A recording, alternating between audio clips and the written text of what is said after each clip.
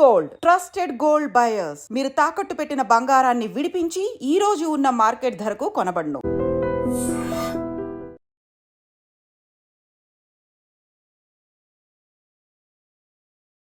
మరి ఇందాక మీరు చెప్పిన హార్ట్ బర్న్‌నే ఎక్కువ సిట్యుయేషన్స్ ఉంటాయి, లేకపోతే హార్ట్ అటాక్స్ నిజంగా వచ్చే అవకాశాలు ఉంటాయి?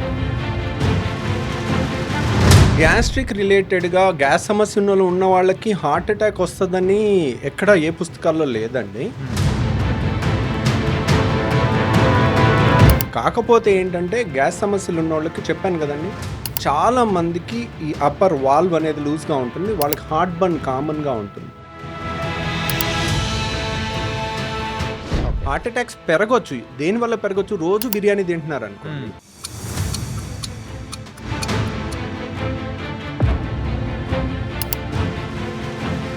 హాస్టల్స్లో పెట్టే కొన్ని ఫుడ్స్ కొంచెం హైజీనిక్గా లేకపోవడంతో సో వాళ్ళు ఏంటంటే ఆ కడుపు నొప్పి, ఆ గ్యాస్ అనేది కూడా ఎక్కువ ఉండడం, ఇంతవరకు ఆ తేపులు ఒకటేమైనా రావడం అండ్ ఇలా బోలెడన్ని ఇష్యూస్తో కూడా వచ్చేసి ఒక ట్యాబ్లెట్ అనేది వేసేసుకుంటారు. అప్పటికేమో కొంచెం సద్దుమణిగిపోతుంటుంది.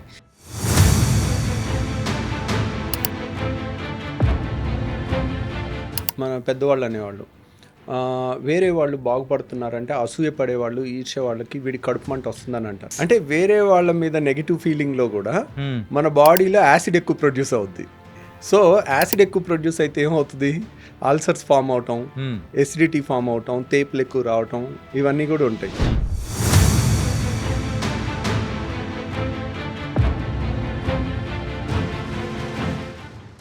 మీ యొక్క కంప్లీట్ ఒక సర్వీస్లో ఎప్పుడైనా కానీ డిఫికల్ట్ అనిపించిన కేసు ఏదైనా ఉందా? నేను చెప్పాను కదండి, ఐఎమ్ ఏ సర్జన్. నేను సర్జరీ చేసిన తర్వాత పేషెంట్ చావు బతుకుల్లో ఉంటే దట్ డే, ఆ డే అంతా నాకు నిద్ర సరిగా పడదు.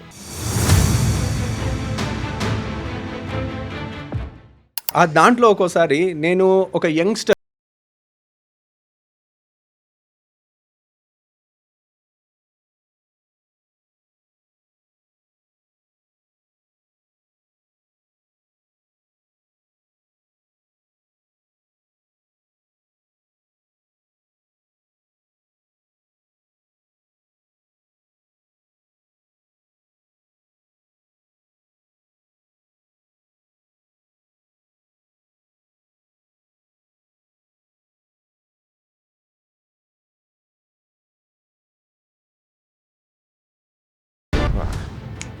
ఏమైందో తెలీదు, వాడు బతికిపోయాడు.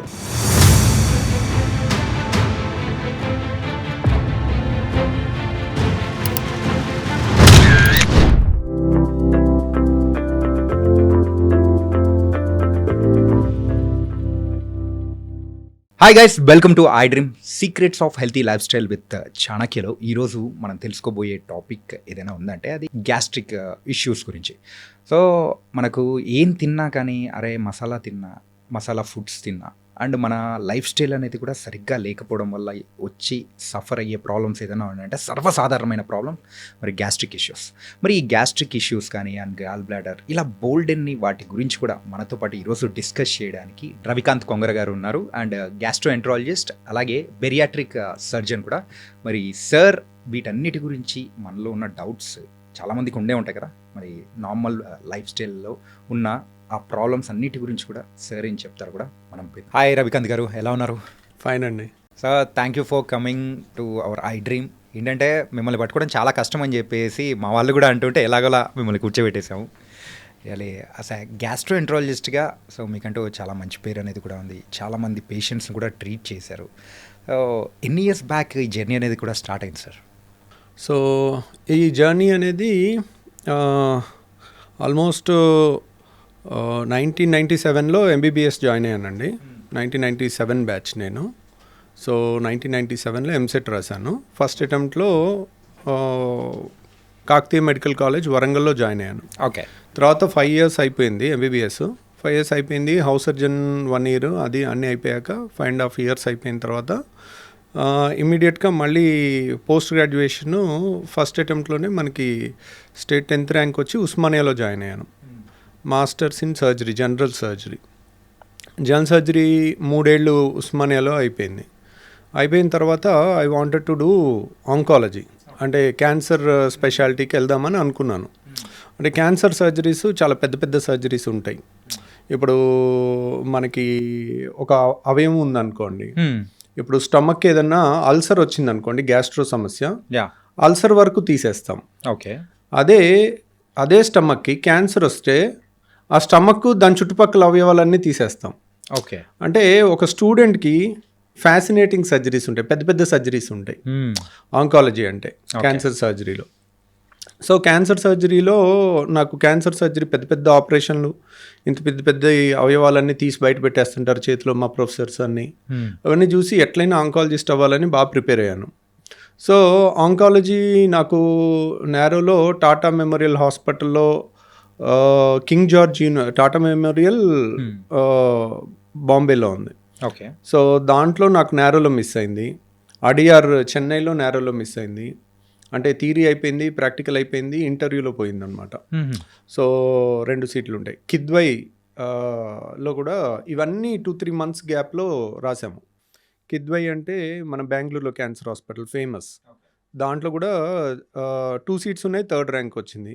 కింగ్ జార్జ్ యూనివర్సిటీ లక్నోలో కూడా 2 సీట్లు ఉంటే 1 సీట్ ఉంటే 2nd ర్యాంక్. అట్లా అన్నిట్లో నేరోలో మిస్ అయ్యాను.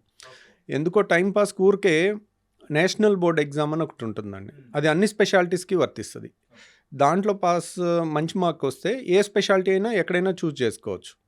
ఆ ఎగ్జామ్ ఊరికే టైంపాస్కి రాశాను, ఆంకాలజీ కోసం అని రాయలేదు. ఆంకాలజీ ప్రిపేర్ అవుతున్నా, గ్యాస్ట్రో అంటే నేను ఈ ఎగ్జామ్ రాశాను. దాని ఫీజు కూడా ఎంత, 200 రూపీసో 300 రూపీసో government of central government conduct చేస్తుంది. 2000 ఆ టైంలో. ఇది 2008. అంటే అప్పటికి ఎంబీబీఎస్ అయిపోయింది, పోస్ట్ గ్రాడ్యుయేషన్ ఎంఎస్ అయిపోయింది, సర్జరీ అయిపోయింది. తర్వాత నేను ఆంకాలజీ క్యాన్సర్ సర్జరీకి ప్రిపేర్ అవుతుంటే సరే ఇది ప్రాక్టీస్ కోసం ఎగ్జామ్ రాద్దామని రాస్తే దాంట్లో నాకు స్టేట్లో 1st ర్యాంక్ వచ్చింది. సో నాకు ఆప్షన్ నిమ్స్లో ఆంకాలజీ ఉంది, గ్యాస్ట్రోఎంటరాలజీ ఉంది, 2 ఉన్నాయి. సో నిమ్స్లో సీట్లు నేషనల్ కోటావి కొన్ని ఉంటాయి, నేషనల్ బోర్డ్ డిఎన్బి అని, డిఆర్ఎన్బి అంటాను. దాంట్లో నిమ్స్లో 2 డిపార్ట్మెంట్లో నాకు కావాల్సిన ఆంకాలజీ ఉంది, గ్యాస్ట్రో ఉంది. కాకపోతే ఆంకాలజీ కన్నా గ్యాస్ట్రో డిపార్ట్మెంట్ చాలా బాగుంటుంది, చాలా స్ట్రాంగ్ డిపార్ట్మెంట్, టీచింగ్ ఎక్సలెంట్గా ఉంటుంది, ప్రొఫెసర్స్ ఆర్ ఎక్సలెంట్ అన్నది బయట అందరూ చెప్తూ ఉన్నారు. సరే డిపార్ట్మెంట్ బాగుంది కదా, గ్యాస్ట్రోలో జాయిన్ అవుదామని. నచ్చపోతే మళ్ళీ మానేసి ఇంకో 6 మంత్స్లో నాకు ఎక్కడో చోట ఆంకాలజీ నేరోలో మిస్ అయింది కదా, వచ్చేస్తుంది అని అనుకున్నాను. అని నేను ఇక నిమ్స్లో గ్యాస్ట్రో జాయిన్ అయ్యాను. That was the game changing plan అనమాట. అంటే అక్కడ నుంచి the training was fantastic. So 3 ఇయర్స్లో మా ప్రొఫెసర్స్ నిమ్స్లో శాస్త్రి గారు కానీ, ఆదికేశవ శాస్త్రి గారు కానీ, బీరప్ప గారు కానీ, ఇప్పుడు నిమ్స్ డైరెక్టర్ ఆయన, సో బీరప్ప గారు కానీ, వాళ్ళ కింద ట్రైన్ అయ్యాం మేము. వాళ్ళు ఆల్మోస్ట్ వాళ్ళ 60 years ఆఫ్ ఎక్స్పీరియన్స్ అంతా కూడా మాకు ఆల్మోస్ట్ 3 yearsలో కంప్లీట్ ట్రాన్స్ఫర్ చేసేసారు. So they made us so good in what మాకు వచ్చిన డిగ్రీలో. అంటే గ్యాస్ట్రోలో సంబంధించిన అన్ని ఆపరేషన్లు, పొట్టకు సంబంధించిన అన్ని ఆపరేషన్, హై ఎండ్ ఆపరేషన్స్ అనమాట. వాటిలో ట్రైన్ అయినప్పుడు ఇంకా మిగిలినవన్నీ ఈజీ అనిపిస్తాయి మనకి. సో నిమ్స్ లాంటి చోట ఏంటి, బయట కష్టమైన ఆపరేషన్లు ఎవరు టేకప్ చేయరు. ఎందుకంటే ఒక ప్రైవేట్ ప్రాక్టీస్లో కష్టమైన ఆపరేషన్ తీసుకుంటే పేషెంట్కి మేజర్ ఆపరేషన్ చేసినప్పుడు ఎన్నాళ్ళు బతుకుంటారు, ఎంత మేజర్ సర్జరీ, ఏమైనా రిస్క్ అయ్యే అవకాశం ఉంటుందని బయట. దీంట్లో వాళ్ళు ఒక్కోసారి కాంప్లికేషన్ వచ్చి 2-3 నెలలు ఉండాల్సి వస్తే వాళ్ళ బిల్లు లక్షల్లో అయిపోద్దని చెప్పి మళ్ళీ ఎక్స్ట్రా అడగలేము. పేషెంట్ చనిపోతూ ఉన్నప్పుడు వాళ్ళని ఎక్స్ట్రా బిల్లు అడగలేరు, అందుకని ప్రైవేట్ ప్రాక్టీస్లు ఎక్కువ తీసుకోరు. అలాంటి కాంప్లికేటెడ్ కేసెస్ ఎక్కడ వదిలేసే సర్జరీస్ అన్నీ నిమ్స్లో బాగా అయ్యాయి.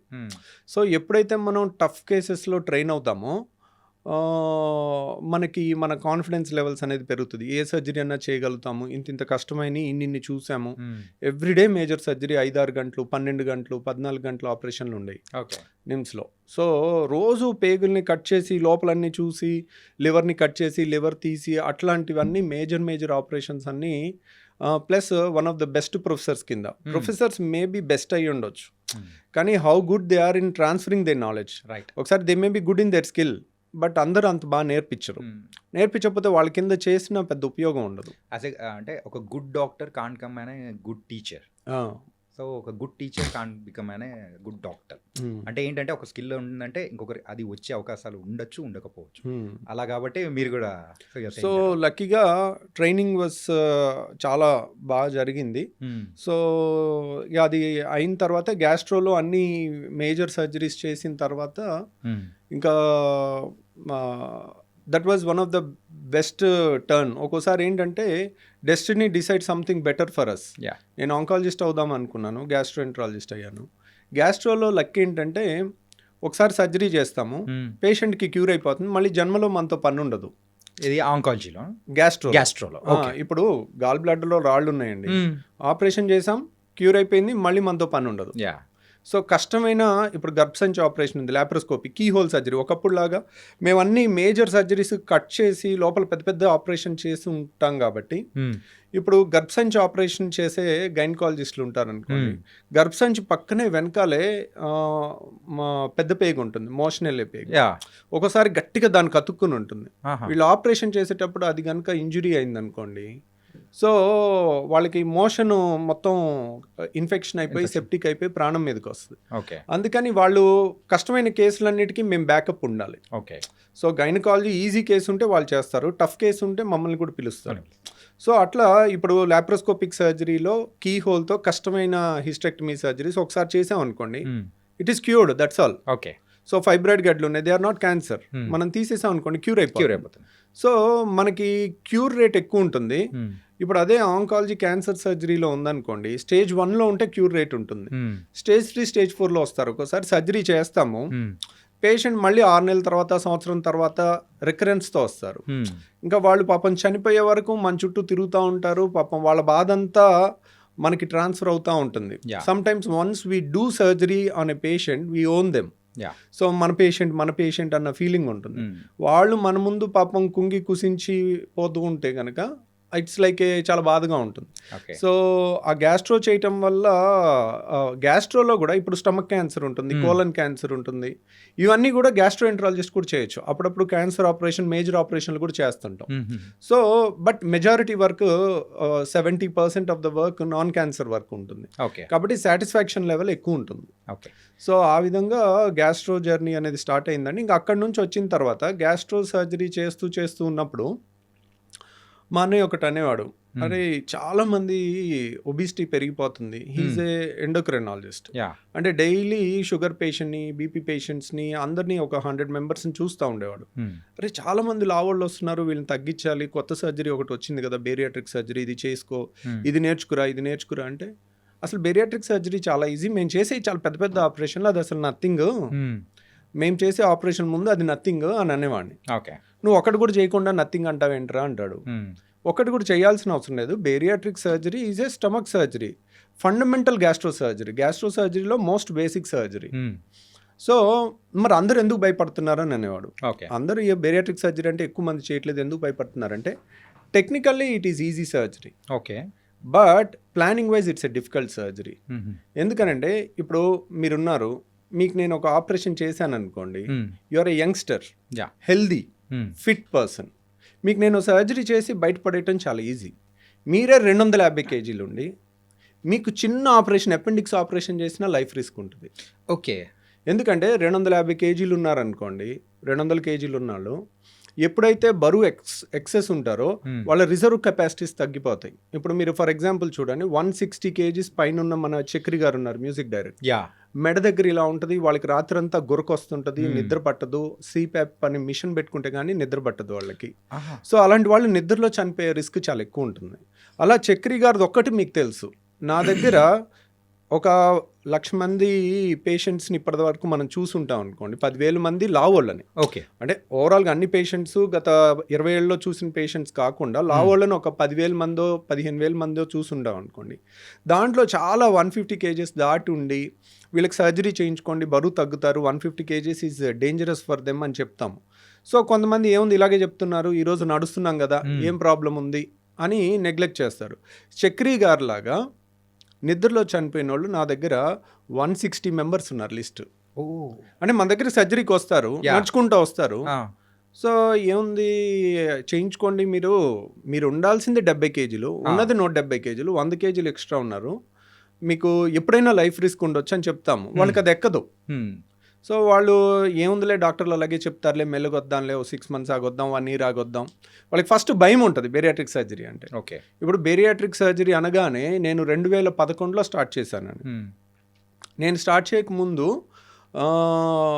బేరియాట్రిక్ సర్జరీ అంత కామన్గా అవైలబుల్ లేదు సార్. ఈవెన్ ఇప్పటికి కూడా మీరు అంటూ ఉంటే బేరియాట్రిక్ సర్జరీ అంటే అసలు ఏంటి బేరియాట్రిక్ సర్జరీ అని కూడా అనిపిస్తుంది. అంటే ఎక్కువగా వినలేదు. సో ఈ సర్జరీ అనేది కూడా అంటే ఈ టైప్ ఆఫ్ సర్జరీస్ ఉంటాయా అని మాలాంటి కామన్ వాళ్ళకు ఇప్పుడు తెలుస్తూ ఉన్నాయి. ఎందుకని వినలేదంటే చాలామంది యంగ్స్టర్స్ కానీ సినిమా హీరోస్ కానీ ఒక 40 kgs సడన్గా తగ్గుతారు.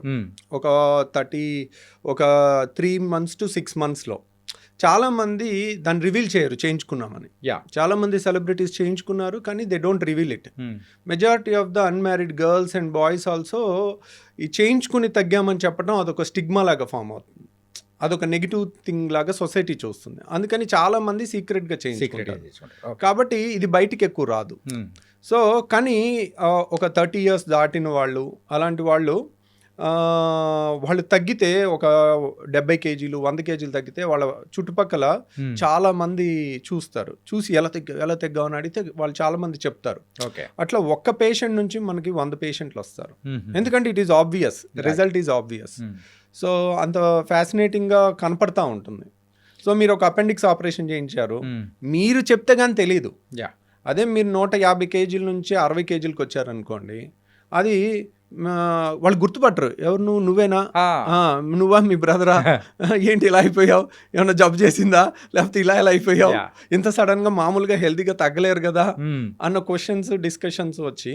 సో ఇప్పుడు మనం ఆల్మోస్ట్ ఇండియాలో బేరియాట్రిక్ సర్జరీ సౌత్ ఇండియాలో we do the highest number of surgeries అండి. అప్రాక్సిమేట్లీ ఎన్ని చేసి ఉంటారు అనుకోవచ్చు సార్? సో మొత్తం 3600 దాకా చేసామండి పైన. సో కాకపోతే ఎవ్రీ మంత్ అరౌండ్ 30-35 సర్జరీస్ వరకు జరుగుతూ ఉంటాయి.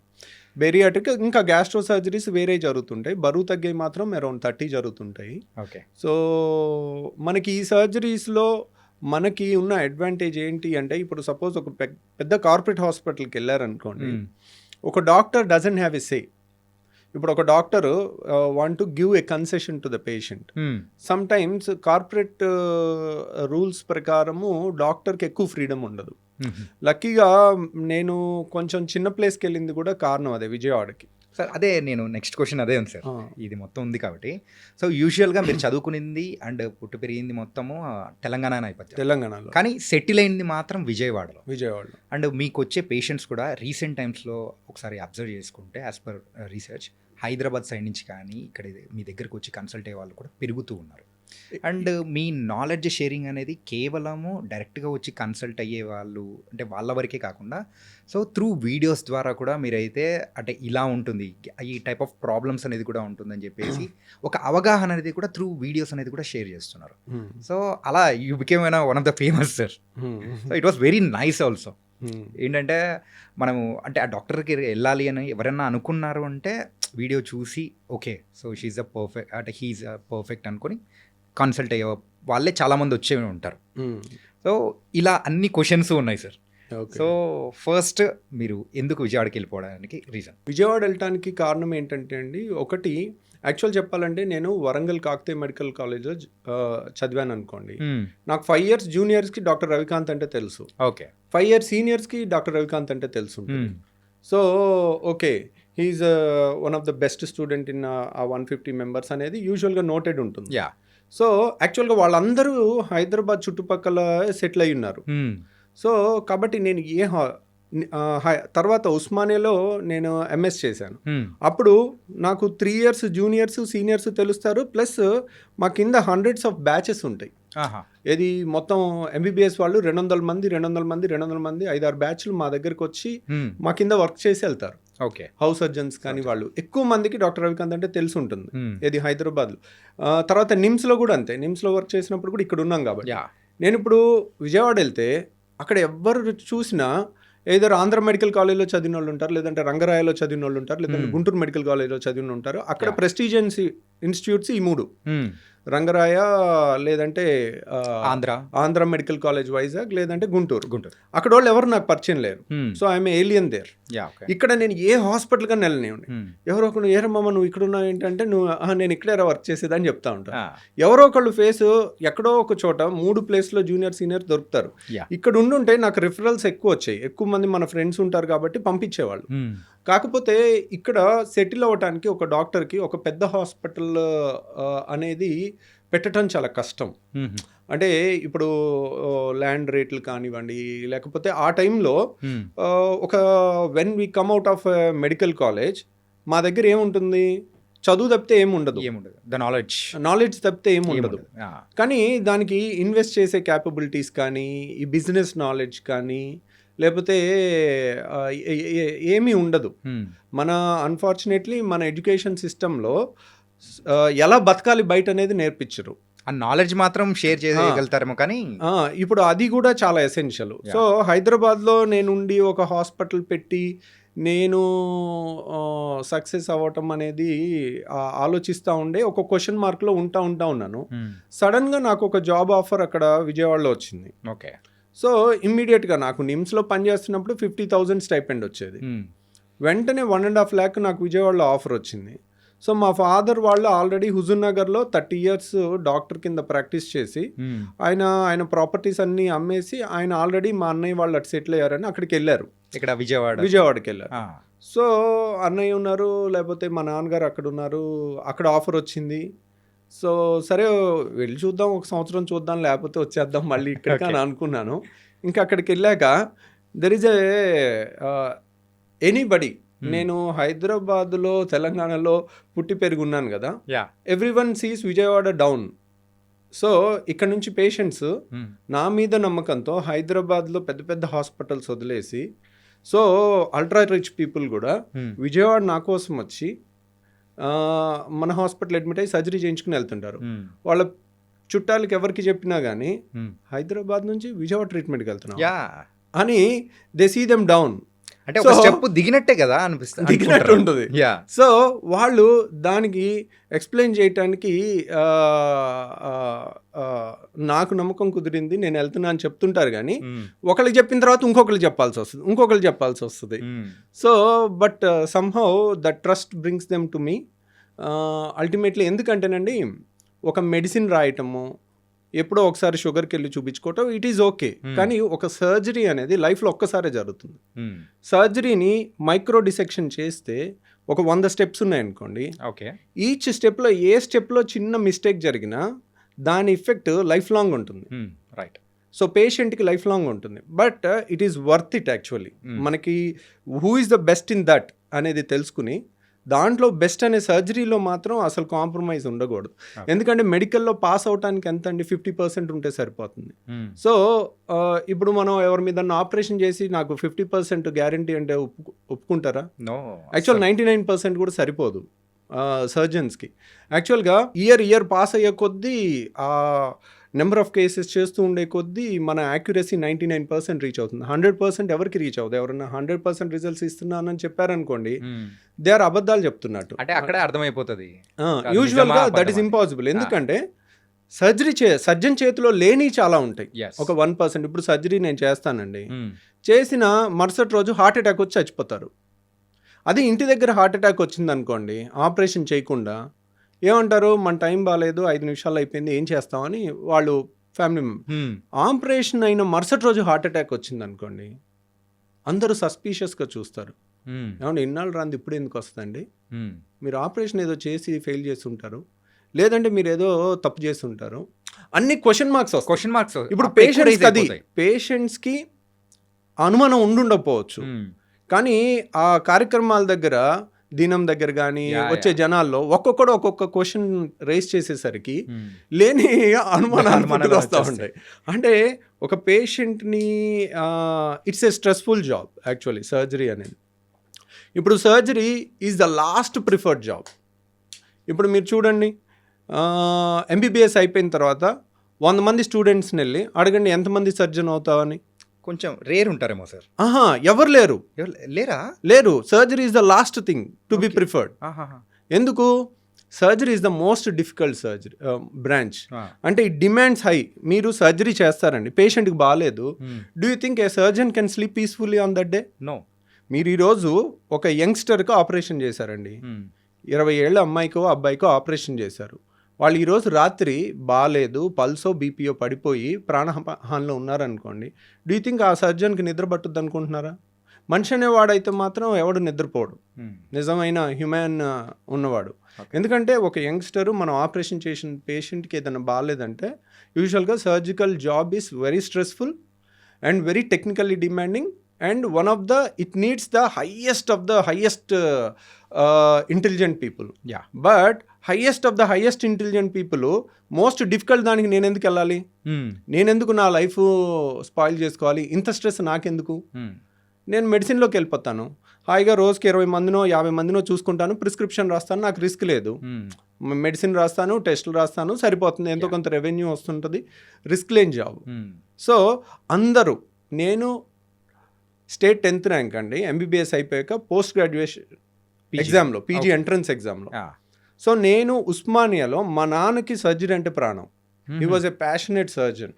ఎంబీబీఎస్ చేసి అప్పట్లోనే సర్జరీస్ చేసేవాడు. ఆయన ఎంఎస్ జనరల్ సర్జరీ చేద్దాం అనుకున్నాడు, నారోలీ 1%తో తను మిస్ అయ్యారు. యాక్చువల్గా మీ అంటే మీ ఫ్యామిలీస్లోనే ఇది ఉందా సార్? ఏంటి నారోలో అక్కడ వరకు వచ్చి ఆగిపోవడం అనేది? డాడీకి ఉందంటున్నారు. యాక్చువల్గా మీరు ఆంకాలజీకి వెళ్దాం అనుకున్న టైంలో కూడా 3 or 4 రాసినప్పుడు అక్కడ కూడా కరెక్ట్ ఒక స్టెప్ అంటే బిహైండే ఆగిపోయారు. మేబీ అంటే ఆ టైం ఏంటంటేనండి, మనం కావాలనుకునే దానికన్నా కూడా బెటర్ థింగ్ ఏమో మనకు వచ్చింది. We never know what we desperately want may not be the best for us. మనకు ఆ రోజు ఆ నాలెడ్జ్ ఉండదు. సో ఇండైరెక్ట్లీ స్పీకింగ్ మా నాన్నకు జరిగింది కానీ నాకు జరిగింది కానీ actually the best thing. Automatically it happened.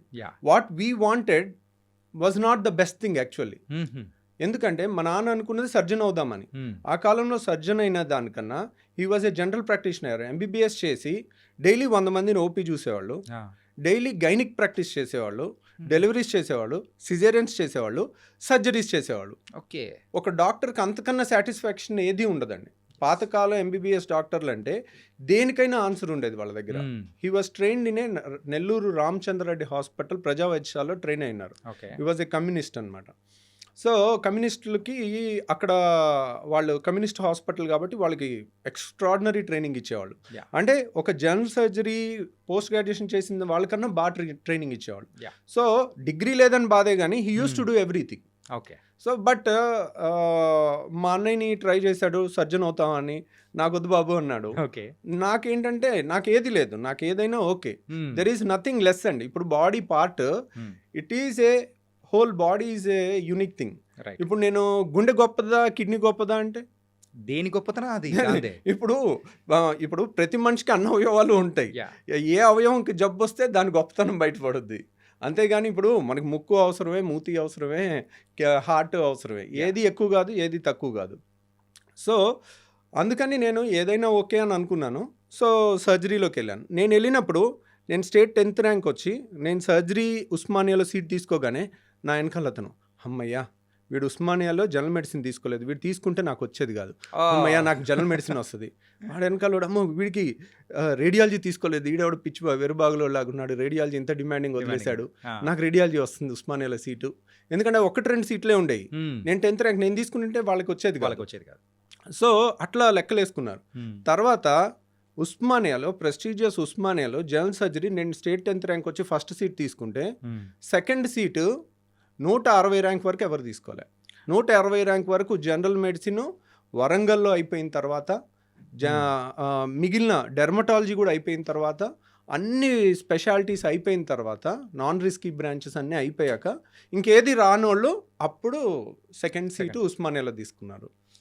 So by choice వెళ్ళటం వేరు. The worst trend in India is the smart people are not coming in to surgery. అది మన సొసైటీకి చాలా చెడండి. ఎందుకంటే మీరు చూడండి ద ప్రెస్టీజియస్ నిమ్స్లో you know cardiothoracic surgery, heart surgery చేసేవాళ్ళు లేరు. Seats are vacant. యా అసలు నిమ్స్ లాంటి దాంట్లో ఒక సీట్ వేకెంట్ ఉంటుందని ఎవరైనా ఊహిస్తారా? ఎవ్వరు ఒక సూపర్ స్పెషాలిటీ సీటు అదే. కోట్లలో పెట్టినా దొరకదు అనుకుంటారు మీరు. ఈ రోజు కనుక నిమ్స్లో జనరల్ మెడిసిన్ సీట్ కానీ నిమ్స్లో కార్డియాలజీ సీట్ కానీ వేలం వేసి, ఇప్పుడు మనకి కోకాపేటలో స్థలానికి వేలం వేసినట్టు నిమ్స్లో ఒక సీట్ నేను పెట్టాను అని వేలం వేయండి, 20 కోట్లకు తక్కువ పోదు కార్డియాలజీ సీటు. అంటే దానికి విలువ కట్టలేము, యా అంత డిమాండ్ ఉంటుంది. నిమ్స్ లాంటి ప్లేస్లో కార్డియాలజీ సీట్ చేసామంటే దాన్ని కనుక సెపరేట్గా ఎన్ఆర్ఐ సీట్ కింద పెట్టి దాన్ని వేలం వేస్తే మాత్రం 20 కోట్ల కన్నా ఎక్కువ అవుతుంది. So as a gastroenterologist and recent టైమ్స్లో కూడా మన ఒక గట్ హెల్త్ అనేది కూడా వెరీ వెరీ ఇంపార్టెంట్. ఏంటంటే ఆ గట్ హెల్త్ బాగుంటే అన్నీ బాగున్నట్టే మన లైఫ్లో. ఆ హెల్త్ అనేది కూడా మొత్తం బాగుంటుంది, వేరే అవయవాలు కూడా అన్నీ దాని కరెక్ట్ ఫంక్షన్ అనేది కూడా జరుగుతూ ఉంటుంది అంటారు. సో గట్ హెల్త్ నిజంగా అంత ఇంపార్టెంటా? గట్ హెల్త్ అనేది యూజువల్గా ఒకప్పుడులా లేదండి. గట్ హెల్త్ ఒకప్పుడు ఇంట్లో ఫుడ్ ఎక్కువ తినేవాళ్ళు, మన చిన్నప్పుడు కానీ అందరూ పిల్లలు కానీ బయట ఫుడ్ ఎక్కువ ఉండేది కాదు. ఇప్పుడు ద మొమెంట్ ఈ ఫుడ్ డెలివరీ యాప్స్ అన్నీ వచ్చేసిన తర్వాత పిల్లలకి ఏ టైంలో ఏది కావాలంటే అది యూజువల్లీ అవుట్ సైడ్ ఫుడ్ వచ్చేస్తుంది. సో ఒకప్పుడు చక్కగా ఇంట్లో ఫుడ్ తినేవాళ్ళు, అప్పుడప్పుడు వారానికి ఒక్కసారి రెస్టారెంట్కి వెళ్ళేవాళ్ళు, బయట తినేవాళ్ళు. Okay, that's a different thing. ఇప్పుడు గట్ హెల్త్ సరిగ్గా ఉండాలంటే మనం తినే ఫుడ్ సరిగ్గా ఉండాలి. మనం తినే ఫుడ్లో క్వాలిటీ కన్నా కూడా టేస్ట్కి ఇంపార్టెన్స్ ఉన్నప్పుడు వాళ్ళు ప్రిపేర్ చేసే వాళ్ళు కూడా దీని టేస్ట్ ఎక్కువ ఉండాలి, ఏది కలిపినా పర్వాలేదు అన్నట్టు ఉంటారు. సో ఆబ్వియస్లీ వాళ్ళకి వాళ్ళ సేల్ ఇంపార్టెంట్, రైట్? వాళ్ళకి మన health is not important. But ఇంట్లో మన మదర్ ప్రిపేర్ చేశారనుకోండి, వాళ్ళకి టాప్ ప్రియారిటీ ఏముంటుంది, మన హెల్త్ బాగుండాలి, కొంత టేస్ట్ ఉండాలని రెండూ ఉంటాయి. ఆ ప్రేమ అనేది ఉంటుంది, వీళ్ళ ఆరోగ్యం అనేది ఉంటుంది. అది అవుట్ సైడ్ ఫుడ్ డెలివరీ యాప్స్లో అది ఉండదు. కాబట్టి మనం చెత్త అంతా తినేసరికి ఇప్పుడు గట్ హెల్త్ చాలా మంది గ్యాస్ గ్యాస్ గ్యాస్ గ్యాస్ అని ఉదయం లేస్తే గ్యాస్, అంతా గ్యాస్ మయం లాగా అయిపోయింది ప్రపంచం అంతా. అందరూ సార్ గ్యాస్ అంటారు, లేదంటే తేపులు అంటారు, లేదంటే కింద నుంచి అంటారు, లేకపోతే ఉబ్బరం అంటారు, ఇంకా విచిత్రమైన కంప్లైంట్లు. అంటే మనం విచిత్రమైన ఫుడ్లు తిన్నప్పుడు అన్ని టెక్స్ట్ బుక్లో డిస్క్రైబ్ చెయ్యని కంప్లైంట్స్తో వస్తుంటారు. ఓకే, ఎందుకంటే టెక్స్ట్ బుక్లు పేషెంట్ చూసి రాస్తారు కాబట్టి బుక్లో ఉన్నదంతా పేషెంట్లో ఉండాలనుకుంటే ఉండదు. ఎందుకంటే ఈ బుక్కులు రాసే టైంలో ఈ ఫుడ్ డెలివరీ యాప్లు లేవు. ఓకే, కాబట్టి ఇప్పుడు వచ్చే కంప్లైంట్స్ అన్ని చూస్తుంటే ఇంకా విచిత్రమైన కంప్లైంట్లు వస్తున్నాయి. ఇప్పుడు బుక్స్ కనుక రాస్తే అంటే అప్పుడు బుక్స్ సుమారు ఒక 1000 పేజెస్ అప్రాక్సిమేట్ మనం అనుకున్నాం. అంటే ఇప్పుడు సుమారు ఒక 50,000 పేజెస్, 1,00,000 పేజెస్ పెట్టుకొని బుక్ పెట్టుకొని ఇంత పెట్టి తిరగాలి. రోజుకి బుక్కుల సైజ్ పెరిగిపోతుంది. So but okay, gut health is very important. మన పేగులో ఆల్మోస్ట్ ట్రిలియన్స్ ఆఫ్ బ్యాక్టీరియా ఉంటాయండి. They are all good bacteria, మనకి హెల్ప్ చేస్తూ ఉంటాయి. మనకి కొన్ని హార్మోన్స్ని తయారు చేస్తాయి, మనకి కొన్ని ఇమ్యూనిటీ పవర్ని పెంచే బ్యాక్టీరియా ఉంటాయి. They are symbiosis. ఇప్పుడు మనకి కొన్ని బ్యాక్టీరియా, మనకి చాలా మంచి బ్యాక్టీరియా ఎక్కువ ఉండాలి. సో కొన్ని చెడు బ్యాక్టీరియా కూడా ఉంటాయి. ఒక్కోసారి మనం అన్హెల్దీ ఫుడ్ ఎక్కువ తింటా ఉంటే ఆ చెడు బ్యాక్టీరియా పెరగటం వల్ల మనకి రకరకాల వ్యాధులు, క్రాన్స్ అని, అల్సరేటివ్ కోలైటిస్ అని రకరకాల జబ్బులు రావచ్చు. గ్యాస్ సమస్య అని, ఐబిఎస్ అని రకరకాలు. So gut health is very important. And stress వల్ల కూడా ఒకప్పుడు కన్నా ఇప్పుడు స్ట్రెస్ లెవెల్స్ పెరుగుతుంది. ఆ స్ట్రెస్ లెవెల్స్ పెరగటం వల్ల వాళ్ళకి స్ట్రెస్ ఎప్పుడైతే పేగులు కదలికలు ఇష్టం వచ్చినట్టు జరుగుతాయి. సార్ అది ఎమోషన్స్కి సంబంధించి మరి ఇక్కడ అంటే దానికి దీనికి లింక్ ఎలా పడుతుంది సార్? అంటే ఇప్పుడు మీరు ఎప్పుడైనా ఒక పిల్లల్ని భయపెట్టారు అనుకోండి, సడన్ గా ఇది పోసేసుకుంటారు. అవునా, నడిచిపోయింది అంటారు. ఇది కూడా అవుతుంది. అంటే వాళ్ళని భయపెడితే పేగులు కదులుతాయి. ఓకే, సో పేగుల movements are related to stress. Okay, so there is everything is interrelated. ఇప్పుడు మన ఏలు కదిలించాలనుకోండి, మన బ్రెయిన్ నుంచి ఒక సిగ్నల్ వస్తుంది. ఇట్ ఈస్ సొమాటిక్ అన్నమాట. మన పేగులు నేను కదిలిస్తానంటే కదలవు, అవి they are autonomous. Autonomic nervous system కంట్రోల్లో ఉంటాయి. అటానమిక్ నర్వస్ సిస్టమ్ కంట్రోల్ అంటే 10 నిమిషాలకు ఒకసారి, 20 నిమిషాలకు ఒకసారి దాని మూమెంట్ ఇలా ముందుకి పేగులు కదలికలు అనేది వస్తుంటాయి. అవి స్ట్రెస్ని బట్టి ముందుకి వెనక్కి వెళ్తుంటాయి, ఇష్టం వచ్చినట్టు కదలికలు ఉంటుంటాయి. Hmm. So stress is one important thing which impairs the gut health apart from latest outside food epidemic. Yeah, okay. అంటే అవుట్ సైడ్ ఇక అది మీరు ఆ టర్న్ ఓవర్స్ చూస్తే మైండ్ బ్లాక్ అయిపోవాల్సిందే. ఏది ఫుడ్ డెలివరీ యాప్స్ మీరు అమ్మా రీసెంట్ టైమ్స్లో అయితే వాళ్ళు రికార్డ్ బ్రేక్ చేస్తున్నారు సార్. అంటే మోస్ట్ ప్రాఫిటబుల్ జాబ్ అన్నట్టు కూడా అసలు యాప్స్ అనేది కూడా తయారైపోయాయి. ఏంటంటే ఇప్పుడు మీరు ఒక్క ఇంట్లో ఒక పూటకి ఒకళ్ళు ఒక రెస్టారెంట్లో ఆర్డర్ పెట్టుకోవట్లే, నాకు ఇది ఇక్కడ కావాలి, నాకు ఇది ఇక్కడ కావాలి, ముగ్గురు బాయ్లు వచ్చి డెలివరీ చేసే టైమ్స్ కూడా ప్రతి ఇంట్లో మీకు I don't think any one is exception. ఎవరింట్లో అయినా కానీ ఒకళ్ళు ఉంటే ఒకళ్ళు పెట్టుకుని దాన్ని అడ్జస్ట్ అయి తిందాం అని కూడా ఉండట్లేదు. నాకు ఇది కావాలి, నాకు ఇక్కడ ఇది కావాలి, ఇద్దరు పెడుతున్నారు. అనవసరంగా ఎక్కువ అయిపోయి మిగిలిపోతుంది కదా అని ఇంట్లో వాళ్ళందరూ ఎవరో ఒకళ్ళు తినేసి ఇంకా పాడు చేసుకుంటున్నారు. అంటే ఈరోజే సో యూజువల్గా నేను బ్యాచులర్, మా డాడ్ వచ్చారని చెప్పేసి ఉన్నాను. సో బ్యాచులర్స్ ఉన్నప్పుడు కుక్ చేసుకోవడం అనేది కూడా కొంచెం కష్టం, వర్క్ చేసుకుంటా అలా అని బయట నుంచి ఫుడ్ అనేది కూడా తీసుకురావడానికి మా డాడ్ వెళ్ళారు. వెళ్తే నియర్లీ 4 to 5 ప్లేసెస్ దగ్గరికి వెళ్తే యూజువల్గా అంటే ఎక్కువ పీపుల్ వచ్చి పర్చేస్ చేస్తూ ఫుడ్ ఎక్కడికి వెళ్ళినా కానీ అంతే ఉన్నారు. అంటే ఇంట్లో వండుకోవడం అనేది మానేశారా కంప్లీట్గా. ఈవెన్ ఫ్యామిలీస్ అయినా కానీ అందరూ వచ్చి బయట తినడము. ఒకప్పుడు బయట తినడం అనేది వీక్లోనో మంత్లోనో సరదాగా వచ్చి తినేవాళ్ళు, కానీ ఇప్పుడు అది అలవాటుగా మారిపోయింది. ఇది ఎంతకాలం అనేది బాగుంటుంది అంటే దాన్ని ఎవరు హెల్ప్ చేయలేమండి. ఎందుకంటే ఆడుతూ పాడుతూ కుక్ చేస్తూ అందరూ కూడా ఈ వర్క్ స్ట్రెస్ ఉంటుంది. వాళ్ళ వర్క్ దేంట్లో అయినా వర్క్ 7-8 గంటలు పనిచేసి వాళ్ళు వెళ్ళి కుక్ చేసుకోవాలనుకున్నా చాలాసార్లు ఉమెన్ కూడా వర్క్ చేస్తూ ఉంటారు. ఒకప్పుడు లాగా లేదు. ఇప్పుడు వైఫ్ హస్బెండ్ ఇద్దరు జాబ్ చేస్తున్నారు అనుకోండి, పిల్లలకి కుక్ చేసి పెట్టాలంటే అంత ఈజీ జాబ్ కాదు. ఓకే. సో ఉమెన్ చాలా నలిగిపోతూ ఉంటారు, అటు జాబ్ చూసుకోలేక ఇటు ఇంట్లో ఫ్యామిలీని మేనేజ్ చేయలేక. ప్లస్ ఇవన్నీ మంచిగా వండి పెట్టినా టేస్ట్ కొద్దిగా తగ్గిందని వీళ్ళు మళ్ళీ బయట ఆర్డర్ పెట్టుకుంటారు. ఎటు తిప్పినా కానీ మళ్ళీ బయట నుంచి ఒక ఫుడ్ రావాల్సిందే.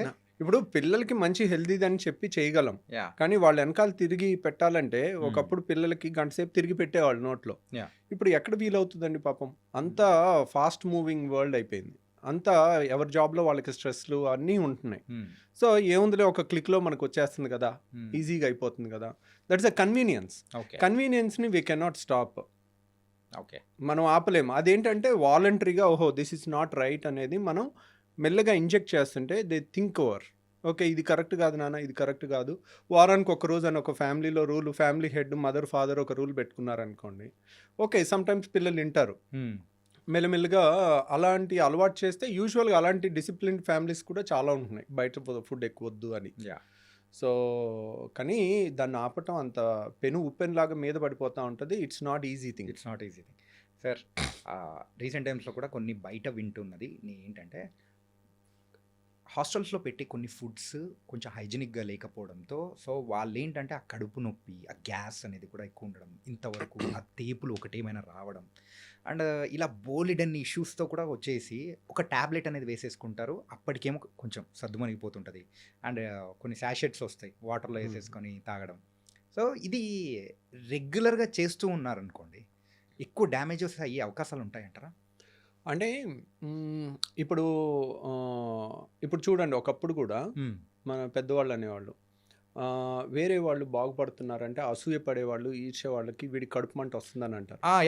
అర్థమైంది? అవును, కడుపు మంట, నీకేంటి కడుపు మంట అంటారు. అంటే వేరే వాళ్ళ మీద నెగిటివ్ ఫీలింగ్ లో కూడా మన బాడీలో యాసిడ్ ఎక్కువ ప్రొడ్యూస్ అవుద్ది.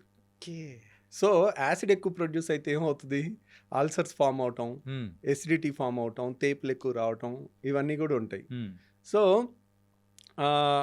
అలాగే ఇప్పుడు అన్హెల్దీ ఫుడ్ ఉంటుంది, స్ట్రెస్ ఉంటుంది, స్ట్రెస్లో కూడా యాసిడ్స్ ఎక్కువ ప్రొడ్యూస్ అవుతాయి. సో కంటెంట్ అట్లీస్ట్ మంచి కంటెంట్ తిన్నాం అనుకోండి, మన ట్రెడిషనల్ మీల్ ఎలా ఉంటుంది, ఒక కూర అన్నం, ఒక పప్పు అన్నం, ఒక పెరుగన్నం, అన్నీ చక్కగా ఫినిష్ చేసుకుని లాస్ట్కి పెరుగన్నంతో ఫినిష్ చేస్తాం. పెరుగులో ఏముంటాయి, లాక్టోబాసిల్లస్ ఉంటుంది. లాక్టోబాసిల్లస్ అంటే అది నైట్ అంతా తోడుపెట్టిన పెరుగు ఉంటుంది కదా, దాంట్లో కొన్ని గుడ్ బ్యాక్టీరియా ఉంటాయి. ఆ లాక్టోబాసిల్లస్ అనేది చాలా మంచిది గట్ హెల్త్కి. మన మంచి బ్యాక్టీరియాని బాడీలో పెంపొందిస్తుంది. ఇలాంటివి మన ట్రెడిషనల్ ఫుడ్ కొంచెం టేస్ట్ తగ్గినా దానికి అడ్జస్ట్ అయ్యి ఉంటే కనుక యూజువల్గా మన గట్ హెల్త్ ఇంప్రూవ్ అవుతుందండి. ఒకప్పుడు మా చుట్టాల్లో ప్రొఫెసర్ వెంకటేశ్వరరావు గారు అని ఉన్నారు. He was a very famous scientist అనమాట. ఓకే. ఆయన చెప్తా ఉంటారు, ఆయన హీఈస్ ఇంటూ 75 అలా ఉంటుంది. ఆయన చెప్తా ఉంటారు, మా చిన్నప్పుడు మేము సద్దన్నం తినేవాళ్ళం, అసలు ఎంత టేస్టీగా ఉండేదో రవి అని ఆయన డిస్క్రైబ్ చేస్తుంటే అయ్యో ఐఎమ్ మిస్సింగ్ సంథింగ్ అని అనిపిస్తూ ఉంటుంది. ఇప్పటికైనా కానీ ఉదయం వెళ్ళి ఈ టిఫిన్లు ఇడ్లీలు ఏమీ లేవు, ఉదయం వెళ్ళగానే మాకు ఇంత సద్దన్నం పెడతావా అని అనేవాళ్ళం. వాళ్ళు ఆ చేసే ప్రాసెస్ని అంతా అదొక ఫ్యాసినేటింగ్గా చెప్తారు. That is also fermented food. Yes, night పెట్టేసి అండ్ మార్నింగ్ తినడం. ఎప్పుడైతే ఫెర్మెంట్ చేస్తామో, ఇప్పుడు చూడండి దోశ పిండి ఉంటుంది, మీరు ఈ రోజు రుబ్బి ఈ రోజు దోశ ఏంటి టేస్ట్ ఉండదు. అవును, దాన్ని 1 or 2 days మినిమం పులిస్తేనే దాని టేస్ట్ ఉంటుంది. సో దానికి టేస్ట్ వచ్చింది అంటే దాని అర్థం ఏంటి, good thing for our health అనే దానికి కొంచెం టేస్ట్ కూడా ఒక్కోసారి పెరగచ్చు అంటే దానికి. సో అదే కంటెంట్ ఏం లేదు, ఒకరోజు ఆగితే ఆ ఫెర్మెంటేషన్లో గుడ్ బ్యాక్టీరియా వచ్చి మన హెల్త్కి ఇంప్రూవ్ చేసే అవకాశం ఉంటుంది. సో అలాంటివన్నీ మన పాత ట్రెడిషన్స్ అన్నీ కూడా అందరం మర్చిపోతా ఉన్నాము. సో ఈ సద్దన్నం లాంటిది ఫెర్మెంటెడ్ థింగ్ కానీ ఇవన్నీ కూడా మనం మళ్ళీ ఆ అథెంటిక్ ముసలోళ్ళందరినీ పట్టుకుని తీసుకొచ్చి ఏది అథెంటిక్ అనేది అది ఇప్పుడు నేను అడిగితే నేను ఎప్పుడు నా చిన్నప్పుడే నేను తినలేదు దాన్ని నేను ఎలా చెప్పగలను. మా ముందు జనరేషన్ వాళ్ళు చెప్తుంటే వింటా ఉన్నాం.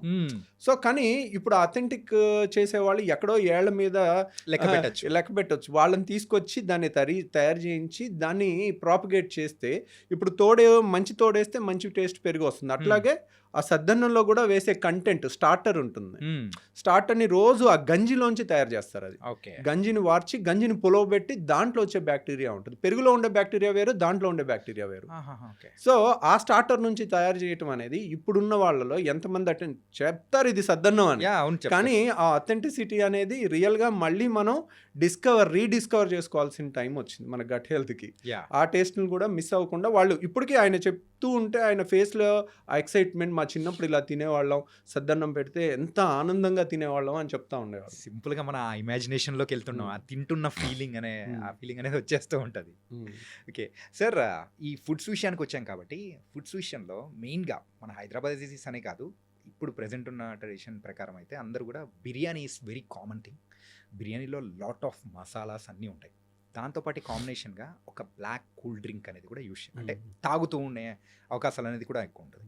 ఈ రెండింటి కాంబినేషన్ సో మన గట్ హెల్త్కి ఏమైనా ప్రాబ్లం తెస్తుందా? సో బిర్యానీస్ వల్ల మన ప్రాబ్లం తెస్తుందా అంటే యూజువల్గా వన్స్ ఇన్ ఎ వీక్ తిన్నాం అనుకోండి, ఓకే ఇట్స్ ఓకే.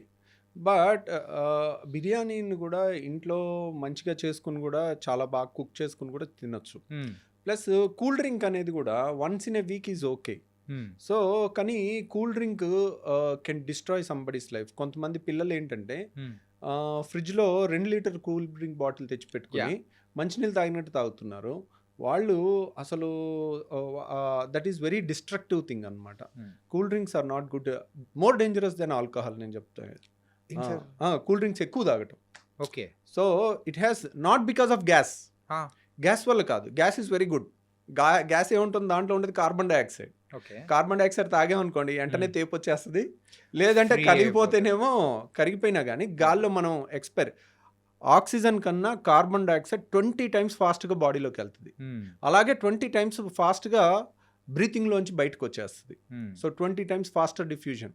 కాబట్టి మనకి carbon dioxide is not unhealthy. But ఆ కూల్ డ్రింక్లో ఒక కోకా-కోలా గ్లాస్లో 16 ప్యాకెట్ల షుగర్ ఉంటుంది. 16 ప్యాకెట్ల షుగర్. మీరు కోకా-కోలా సీఈఓని ఇంటర్వ్యూ చేసింది ఉంది, మీరు కావాలంటే యూట్యూబ్లో చూడొచ్చు. కోకా-కోలా సీఈఓని మన సినిమా హాల్లో తీసుకునే ఈ సైజు కూల్ డ్రింక్ గ్లాస్ ఉంటుంది. ఈ గ్లాస్లో ఎన్ని ప్యాకెట్ షుగర్ ఉంటుంది అని అంటే 16 ప్యాకెట్ల షుగర్. 5 స్టార్ హోటల్లో మనం టీ కలుపుకునేటప్పుడు ఇస్తారు చూడండి, అలాంటి 16 ప్యాకెట్లు మినిమం షుగర్ ఉంటుంది. సార్ ఒక చెంచా మనము షుగర్ వేసుకుంటేనే కాఫీలో అరే ఎక్కువ అయిపోయిందని చెప్పేసి అని అనుకుంటుంటాము. కాకపోతే ఇంత టూ మచ్ ఆఫ్ షుగర్ అనేది కూడా మనం కన్జ్యూమ్ చేస్తున్నామంటే ఆ టేస్ట్ అనేది ఆ గ్యాస్, ఆ కూలింగ్ అండ్ ఈ షుగర్ 3 కలిసేసరికి వస్తుంది. ఓకే. సో యాక్చువల్గా మీరు గ్యాస్ లేదనుకోండి, అసలు గ్యాస్ అంతా జస్ట్ షేక్ చేసి గ్యాస్ అంతా తీసేసి ఒట్టి కూల్ డ్రింక్ తాగండి, ఎవరు తాగలేడు. కూలింగ్ లేకుండా వేడిగా తాగండి, తాగలేదు. సో షుగర్ లేకుండా కొద్దో గొప్ప తాగొచ్చు. సో మోస్ట్ డేంజరస్ మనకు చిన్నప్పుడు గోలీ సోడాలు ఉండేవి. అవును. సో దాంట్లో కూడా కార్బన్ డైఆక్సైడ్ ఉండేది. దాంట్లో ఎక్కువ షుగర్ ఏమి ఉండదు. నిమ్మకాయ సోడా, నిమ్మకాయ వేసి కొంచెం ఉప్పన్న వేసుకోవచ్చు, కొంచెం మనం షుగర్ అన్న ఒక చెంచాను వేసుకుని తాగేస్తే ఇట్స్ నాట్ దట్ డేంజరస్. కానీ ఇప్పుడున్న వాటిలో ఆ కాన్సన్ట్రేషన్ పెంచి కాంపిటీషన్లో మా దాంట్లో ఎక్కువ ఎఫెక్ట్ అంటే మా దాంట్లో కిక్ ఎక్కువ, దీంట్లో కిక్ ఎక్కువ, దాంట్లో ఏం కలుపుతాం ఇమ్మెటీరియల్, మన సేల్ ఎంత అయిందనేది ముఖ్యం. రైట్. అది రిజల్ట్స్ అనేది కావాల్సిందండి. ఇప్పుడు ఒక కంపెనీ ఒక సీఈఓని ఎంప్లాయ్ చేసింది అనుకోండి, ఏం చూస్తుంది? లాస్ట్ ఇయర్ ఎంత టర్న్ ఓవర్, నువ్వు ఇయర్ ఏం చేసావు, నువ్వేం పొడిచావు, ఎప్పటి నుంచో ఉన్నది, నువ్వు ఏ విధంగా దీన్ని పెంచావు, అంతే కదా అడిగేది వాళ్ళని. నువ్వు ప్రపంచంలో ఆరోగ్యాన్ని నువ్వు పెంచావు అని కంపెనీ అడుగుతుందా? అడగదు. మల్టీనేషనల్ కంపెనీస్కి అడగదు. కాబట్టి నువ్వు లాస్ట్ ఇయర్ టార్గెట్ ఎంత, ఈ ఇయర్ టార్గెట్ ఎంత పడింది, ఎంత పెరిగింది, నువ్వేం చేసావు అంతే అడుగుతారు. కానీ మన దాంట్లో ఎంత హెల్త్ చేసావు, ఎంత హెల్త్ సొసైటీకి ఇస్తున్నావు అది అడగరు. ఓకే. వాటికి 24 గంటలు అడ్వర్టైజ్మెంట్లు ఉంటాయి. గుడ్ హెల్త్కి ఎవడు అడ్వర్టైజ్మెంట్ చేయాలి? కొత్త కన్సెప్షన్ ఆఫ్ షుగర్ని కూడా తీసుకుంటున్నాము. అండ్ తలుచుకుంటుంటేనే ఒక రకంగా కూల్ డ్రింక్ అంటేనే భయం వేస్తుంది, చాలా డిస్టెన్స్ ఉండాలనిపిస్తూ ఉంది. ఓకే. అండ్ ఈ మసాలాస్ దాని గురించి కూడా మాట్లాడుకుందామా సార్? ఏంటంటే కొన్ని మసాలాస్ కొంత మోతాదు వరకు ఆ బాడీకి ఇట్స్ హెల్తీ అనుకుంటాం, కాకపోతే ఎప్పుడు దాన్ని దాటితే మన గట్ కానీ లేకపోతే ఆ గ్యాస్ట్రిక్ ప్రాబ్లమ్స్ ఎప్పుడు వస్తూ ఉంటాయి? అంటే ఇప్పుడు మన మసాలాస్లో ఇప్పుడు చాలా వరకు అల్లం కానీ, తెల్లుల్లి కానీ, ఇవన్నీ కూడా కొంత యాంటీ ఆక్సిడెంట్ ప్రాపర్టీస్ ఉంటాయి. They are not very bad. So తర్వాత దాల్చిన చెక్క కానీ, కొన్ని ఫ్లేవరింగ్ థింగ్స్ కానీ, ఇవన్నీ కూడా చాలా మంచి ఫ్లేవర్ని ఇస్తాయి. వాటిలో హెల్త్ ప్రాబ్లం ఏమి ఉండదండి. యూజువల్గా ఓన్లీ మసాలా వల్ల కొంతమందికి ఎసిడిటీ ఆల్రెడీ ఉన్న వాళ్ళకి, లోపల అల్సర్స్ ఉన్న వాళ్ళకి కానీ, లేకపోతే రిఫ్లెక్స్ అంటారు, అంటే వాళ్ళకి ఒక వాల్వ్ లూజ్గా ఉంటుంది. ఓకే. పేగులో పైనుంచి కిందకి వెళ్ళాలి కానీ కింద నుంచి పైకి రాకూడదు. ఆ వాల్వ్ ఒకటి ఉంటుంది ఇక్కడ. ఆ వాల్వ్ అంటే ఛాతీకి పొట్టకి మధ్యలో ఒక వాల్వ్ ఉంటుంది. ఆ వాల్వ్ లూజ్గా ఉంటుంది. వాళ్ళు తిన్నది మళ్ళీ గ్రైండర్ ఒకసారి ఒక బిర్యానీ కానీ ఒక మీల్ కానీ తినేసాం అనుకోండి, గ్రైండర్ ఆన్ అవుతుంది, మెల్లగా తిరుగుతూ ఉంటుంది. అది చిలికినట్టు చేసి 5 నిమిషాలకు ఒకసారి చిన్న పేగులోకి పంపిస్తుంది. ఓకే. స్టమక్లో గ్రైండింగ్ అవుతూ ఉంటుంది. 5 నిమిషాలకు ఒకసారి ఇన్లెట్ ఏమో ఒకటి, అవుట్లెట్ ఒకటి ఉంటుంది. అవుట్లెట్ క్లోజ్ ఉంటుంది, ఎప్పుడు తెరుచుకోదు. 5 నిమిషాలకు ఒకసారి తెరుచుకుంటుంది, కొంత ఫుడ్ని పేగులోకి పంపిస్తుంది, అది డైజెస్ట్ అవుతూ ఉంటుంది, అబ్జర్వ్ అయిపోతూ ఉంటుంది. ఇన్లెట్ లూజ్గా ఉందనుకోండి, ఆ చర్నింగ్ జరిగేటప్పుడు ఇప్పుడు గ్రైండర్ ఆన్ చేసి పై మొత్తం తీసేస్తే ఏమవుద్ది, ఇట్లా పైకి కొట్టుద్ది కదా, అలాగే వాళ్ళకి ఇదంతా ఇలా పైకి కొడతా ఉంటుంది. సో అలాంటి వాళ్ళు కారం మసాలా తింటే, అది కారం మసాలా పొట్ట లోపల ఎంతైనా యాసిడ్ కానీ స్టమక్ వాళ్ళు స్ట్రాంగ్ ఉంటుంది, తీసుకోగలుగుతుంది. కానీ మన అన్నవాహిక తీసుకోలేదు. అన్నవాహిక ఈజ్ నాట్ అడాప్టబుల్ ఫర్ కారం మసాలా. సో ఇక్కడంతా మండినట్టు అనిపిస్తుంది వాళ్ళకి. హార్ట్ బర్న్ అంటారు దాన్ని, హార్ట్ బర్న్. వాళ్ళు ఏంటి, చాలామంది కొంచెం స్పైసీ ఫుడ్ తిన్న తర్వాత సడన్గా ఎడం పక్క నొప్పి వచ్చినట్టు, మన ఇసోఫేగస్ గుండె పక్క నుంచి వెళ్తుంది, వెనకాల ఉంటుంది. ఓకే. సో లెఫ్ట్ సైడే ఉంటుంది, మా సెంటర్కి కొంచెం ఇటువైపు ఉంటుంది. సో దాంట్లో మంట వచ్చినా గుండె నొప్పిలాగా ప్రాణం పోయినట్టు అనిపించి వాళ్ళు ఆల్మోస్ట్ ఆ భయంకే చచ్చిపోయేంత వస్తుంది. ఓకే. హార్ట్ బర్న్, దాని పేరే హార్ట్ బర్న్ అనమాట. మీరు హార్ట్ అటాక్ అనుకుని వెళ్ళే పేషెంట్లో 100 మందిలో 90 మంది వీళ్ళే ఉంటారు. ఎందుకంటే ఇది సర్వసాధారణమైన సమస్య. ఓకే. వాళ్ళు వెళ్ళగానే ఒక ఈసీజీ తీస్తారు, ఒక యాంజియోగ్రాఫ్ చేస్తారు, ఒక ఎకో చేస్తారు, హార్ట్కి సంబంధించిన అన్ని టెస్టులు చేసి హార్ట్ అటాక్ కాదు అంటే వాళ్ళు అప్పుడు ప్రశాంతంగా నిద్రపోతారు అనమాట. ఓకే. సో కామన్ గా జరిగేది ఇదే సార్. జరిగేది ప్రతి ఒక్కరిలో ఏంటంటే అదే ఆ మసాలాస్ కానీ ఏదన్నా మనకు సూట్ అవును ఫుడ్ తీసుకున్నామంటే ఆ మండుతూ ఉందంటే మీరు అన్నట్టు ఆ లెఫ్ట్ సైడ్ వస్తుంటే అబ్బా ఏదో వచ్చేసింది అన్న ప్యానిక్ని బట్టి విల్ గో. అండ్ అంటే ఎక్కువగా మనం అదే అనుకుంటూ ఉంటాము. మీరు అన్నట్టు హాస్పిటల్కి పరిగెడుతూ ఉంటారు, అక్కడికి వెళ్ళిన తర్వాత ఒక ప్యాంటాప్రోజోల్ ఇంజెక్షన్ అవి ఇచ్చేసి ఓకే కూల్ అయిపోతూ ఉంటారు. కూల్ అయిపోతుంది, కానీ దాని ముందు చచ్చిపోతా ఉన్న భయం ఉంటుంది కదండి. ఇదేమో హార్ట్ అటాక్ అని. ఆ భయం చాలా డేంజరస్ యాక్చువల్గా. ఒక్కోసారి నిజంగా డేంజరస్ పాము గడిచే దానికన్నా ఆ భయంతో సగం మంది చచ్చిపోయే అవకాశం ఉంటుంది. Weak hearted people. Right. So వాళ్ళు ఏదో అయిపోద్దని ఆ ప్యానిక్లో వాళ్ళు చేసే డ్రైవింగ్లో కానీ చేసే ప్రతి పనిలో ఆ ప్యానిక్ కనపడుతుంది. దట్ ఈస్ కాకపోతే ఏంటంటే నేను పబ్లిక్కి చెప్పాలనుకునే ఒకే ఒకటి ఏంటంటే అండి, ఒక 60 ఏళ్ల మనిషో 55 ఏళ్ల మనిషో స్మోకరో లేకపోతే షుగరు ఎక్కువ ఉండి బీపీ ఎక్కువ ఉండి కొలెస్ట్రాల్ ఎక్కువ ఉండి వాళ్ళకి ఇక్కడ చెస్ట్లో పెయిన్ వస్తే భయపడ్డారంటే అర్థం. ఓకే. 20 ఏళ్ళలో వెళ్ళి యాంజియోగ్రాములు చేసుకుంటా ఉన్నారు అంటే ఆ భయానికి. సో నాకు ఇంకా ఏదో ఒకటి చేయండి, నాకు గుండె డాక్టర్ నీకు గుండె ప్రాబ్లం లేదమ్మా అనగానే లేదు సార్ ఏదో ఉంది సార్ అని నాకు వీళ్ళే ఇక్కడ ఉంది. చేస్తూ ఉంటారు. ఇది హార్ట్ బర్న్, దాని పేరే హార్ట్ బర్న్. ఓకే.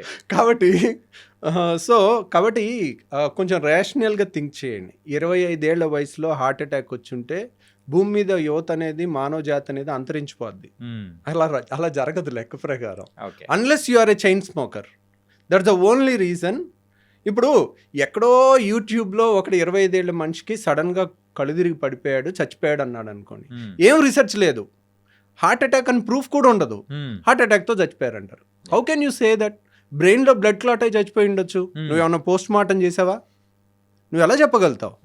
ఇప్పుడు మీడియా ప్రతినిధులు అందరూ వెళ్ళిపోతారు, they are not doctors to decide what is the exact cause of death. Right. Exact cause sudden death కుప్పకూలిపోయి చచ్చిపోయి ఉంటే బ్రెయిన్లో రక్తనాళాలు చిట్టినా టప్పును పడిపోయి చచ్చిపోవచ్చు. అంటే లాట్ ఆఫ్ రీజన్స్ అనేది కూడా ఉంటాయి, కానీ వీళ్ళే దానికి కారణం ఇదో హార్ట్ అటాక్తో సడన్గా చచ్చిపోయారని కన్క్లూషన్స్ ఇచ్చేస్తున్నారు అనుకోండి, దట్ ఈస్ రాంగ్ థింగ్. అమ్మో వాడు ఎవడో చచ్చిపోయాడు, నేను ఇలా డ్యాన్స్ చేస్తున్నప్పుడు ఇలా పడిపోతే ఏంటి సార్ నా పరిస్థితి ఏంటి? యాక్చువల్గా దాని గురించి అంటే ఇంత యంగ్ ఏజ్లో కూడా హార్ట్ అటాక్స్ వస్తున్నాయని చెప్పేసి చాలామంది చూసి సో హెల్త్కి సంబంధించి అంటే టెస్ట్లకు వెళ్ళే వాళ్ళు కానీ అలా పెరుగుతూ ఉన్నారు రీసెంట్ టైమ్స్లో. సో మెయిన్గా ఈ హార్ట్ అటాక్ ఆ వీడియోస్ ఎప్పుడైతే సర్క్యులేట్ అనేది కూడా ఎక్కువ తిరుగుతూ ఉన్నాయో అప్పటి నుంచి మొదలైంది ఆ పానిక్ బటన్ కైండ్ ఆఫ్. అంటే రేర్ జబ్బులు ఎప్పుడూ ఉంటాయండి, కోట్లలో ఒకరికి వచ్చే జబ్బులు ఉంటాయి. ఆ జబ్బుల్లో యంగ్స్టర్స్ కూడా ఒక్కోసారి సడన్ డెత్ ఉంటారు. సడన్ ఇన్ఫాంట్ డెత్ సిండ్రోమ్ అని ఒకటి ఉంటుంది. చిన్న పిల్లలు 1 year పిల్లలు సడన్గా చచ్చిపోతారు, రీజన్ తెలియదు. ఓకే. దాన్ని పోస్ట్ మార్టం చేసి చూస్తే కానీ తెలియదు.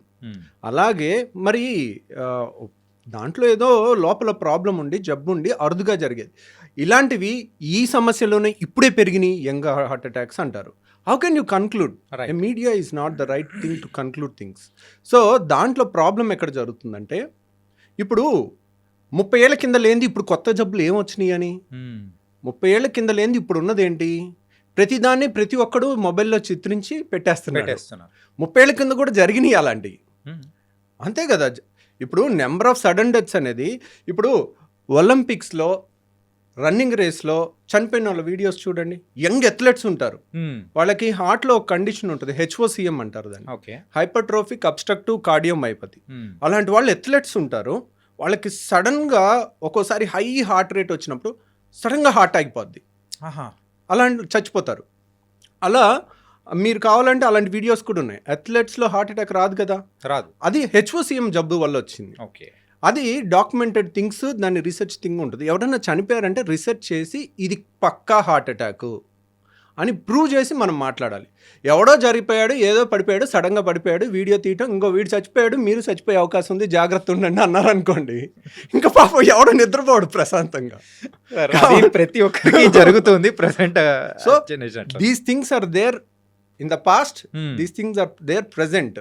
ఇన్ని కోట్ల మంది దగ్గర కెమెరాస్ ఉన్నప్పుడు మీరు 90sలో 2000sలో హై ఎండ్ సినిమాలు తీసే కెమెరాలు ఉన్నాయి చూడండి, వాటికన్నా ఇప్పుడున్న మొబైల్లో మోర్ క్లారిటీ వస్తుంది. అంటే ప్రతి ఒక్కరి దగ్గర ఫిల్మ్ మేకింగ్ కెమెరాస్ ఉన్నట్టు అవన్నీ స్పెషల్ ఎఫెక్ట్స్ పెట్టి బ్యాక్గ్రౌండ్ మ్యూజిక్ పెట్టి ఇలాంటివి చూపించామనుకోండి, అందువల్ల ఒత్తిడి ఎక్కువైపోయి అనవసరమైన టెస్ట్లు ఎక్కువ చేయించుకుని వాళ్ళు చాలామంది పాపం భయంతో బతుకుతూ ఉన్నారు.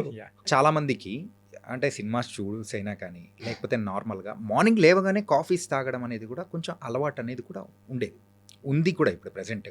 సో ఇలా మార్నింగ్ కాఫీ అనేది తాగడం మంచిదా కాదా? కాఫీ అనేది కానీ టీ అనేది కానీ ఉందనుకోండి, coffee increases acidity. Okay. That is proven beyond doubt, దాంట్లో సందేహం ఏం లేదు. టీ అనేది ఎసిడిటీని పెంచదు. ఓకే. సో టీ హెల్దీయా కాఫీ హెల్దీయా అంటే tea is always healthier than coffee. So tea కాఫీల్లో ఓన్లీ నెగిటివ్ థింగ్ ఏంటి అంటే added sugar is the only negative thing. ఇక్కడ దేంట్లో టీలో కానీ టీలో కానీ కాఫీలో కానీ షుగర్ 2 స్పూన్ షుగరు అలా వేయటం ఆపేసి 1/2 స్పూన్ షుగర్కి తీసుకురాగలిగితే కనుక దాన్ని ఆస్వాదించగలిగితే that is the best thing. Acidity లేని వాళ్ళు హ్యాపీగా తాగొచ్చు కాఫీ. ఒక కాఫీతో మన ఆరోగ్యం ఏం పాడైపోదు. అంటే early morning coffee sir. Early morning కూడా తప్పేం లేదండి. That is nothing wrong in it. Okay. కాకపోతే ఎసిడిటీ ఉన్న వాళ్ళు చేస్తే వాళ్ళకి కడుపు మండే అవకాశం ఉంటుంది. Coffee increases acidity. Okay okay. కాబట్టి ఎసిడిటీ ఉన్న వాళ్ళు తాగితే వాళ్ళకి పడదు, వాళ్ళు తాగాల్సిన అవసరం లేదు. Better they can go for tea తాగొచ్చు అప్పుడు. టీ తాగొచ్చు, దాంట్లో తప్పేం లేదు. Okay sir. అండ్ రీసెంట్ టైమ్స్లో కూడా ప్రోబయాటిక్ క్యాప్సూల్స్ కానీ ట్యాబ్లెట్స్ కానీ తీసుకోవడం అనేది అంటే సజెషన్, అంటే డాక్టర్ సజెషన్ చేసిన తర్వాత తీసుకోవడం బాగానే ఉంటుంది. కాకపోతే కొంతమంది డాక్టర్ సజెస్ట్ చేయకుండానే వాడడం అనేది కూడా మొదలు పెడుతున్నారు, కొంతమంది వాడుతున్నారు. సో ఇది ఎంతవరకు హెల్త్కి బెస్ట్ అంటారు? అంటే ప్రోబయాటిక్స్ అనేవి ఇట్ ఈస్ నథింగ్ బట్ నేను చెప్పాను కదండి, మన పెరుగన్నం ఈజ్ ఎ ప్రోబయాటిక్, మన సద్దన్నం ఈజ్ ఎ ప్రోబయాటిక్. దాంట్లో ఉండే బ్యాక్టీరియల్ కాంపోజిషన్ డిఫరెంట్ ఉంటుంది. అది గంజి పులిసి పెడితే వచ్చేది. ఓకే. సో పెరుగుని పులివి పెడితే వచ్చే బ్యాక్టీరియా లాక్టోబాసిల్లస్లో వేరే స్పీషీస్ ఉంటాయి. ఓకే. తర్వాత మన దోస పిండిని పులవ పెడితే వచ్చేది వేరే స్పీషీస్ ఉంటాయి. ఇట్లా రకరకాలవి ఉంటాయి. అంటే వీటన్నిటిని హెల్తీ బ్యాక్టీరియా మన ఫుడ్లో తీసుకోవటం ఇంకా మంచిది అంటాను. మనం చెత్తంతా తిని ఒక ప్రోబయాటిక్ వేసుకుంటే మంచి అయిపోదు. ఓకే. సో మనం రోజు తినే దాంట్లో మీరు చెత్త తినాలనుకున్నారనుకోండి, టేస్ట్ బేస్డ్ వారానికి ఒక రోజు పెట్టుకోండి చీట్ డే. మిగిలిన 6 days వీలైనంత వరకు మనం హెల్తీ డైట్కి స్టిక్ ఆన్ అయి ఉంటే మంచిది. ఓకే. అండ్ మన గట్ హెల్త్ విషయానికి వచ్చేటప్పటికి రీసెంట్ టైమ్స్లో పేగు క్యాన్సర్ అనేది కూడా బాగా వింటున్నాము. సో అది యూజువల్గా ఎలా వస్తూ ఉంటుంది? అంటే మనం తీసుకునే లైఫ్ స్టైల్ హ్యాబిట్స్, ఫుడ్స్ వల్లే ఆ పేగు క్యాన్సర్ అనేది కూడా ఎక్కువగా వస్తూ ఉంటుందా, లేకపోతే దానికి గల కారణాలు ఏంటి? నేను రీసెంట్గా ప్యారిస్ వెళ్ళాను. ఓకే. ప్యారిస్ వెళ్తే అక్కడ ఫుడ్ చూస్తుంటే నాకు అదొక రకమైన విరక్తి కలిగింది.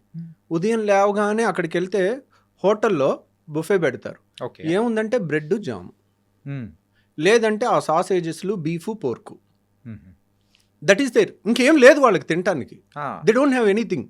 ఇప్పుడు మన ఇండియాలో 5-star హోటల్కి వెళ్ళండి, ఇడ్లీ ఉంటుంది, దోశ ఉంటుంది, వడ ఉంటుంది, ఉప్మా ఉంటుంది, ఒక 100 రకాలు ఉంటాయి. So they are all our traditional. We have so much variety to eat. వాళ్ళకి అంత వెరైటీ కనపడట్లేదు ఎక్కడ. ఓకే. తింటే మొత్తం స్టీక్ డైరెక్ట్ రెడ్ మీట్ ఎక్కువ తింటారు.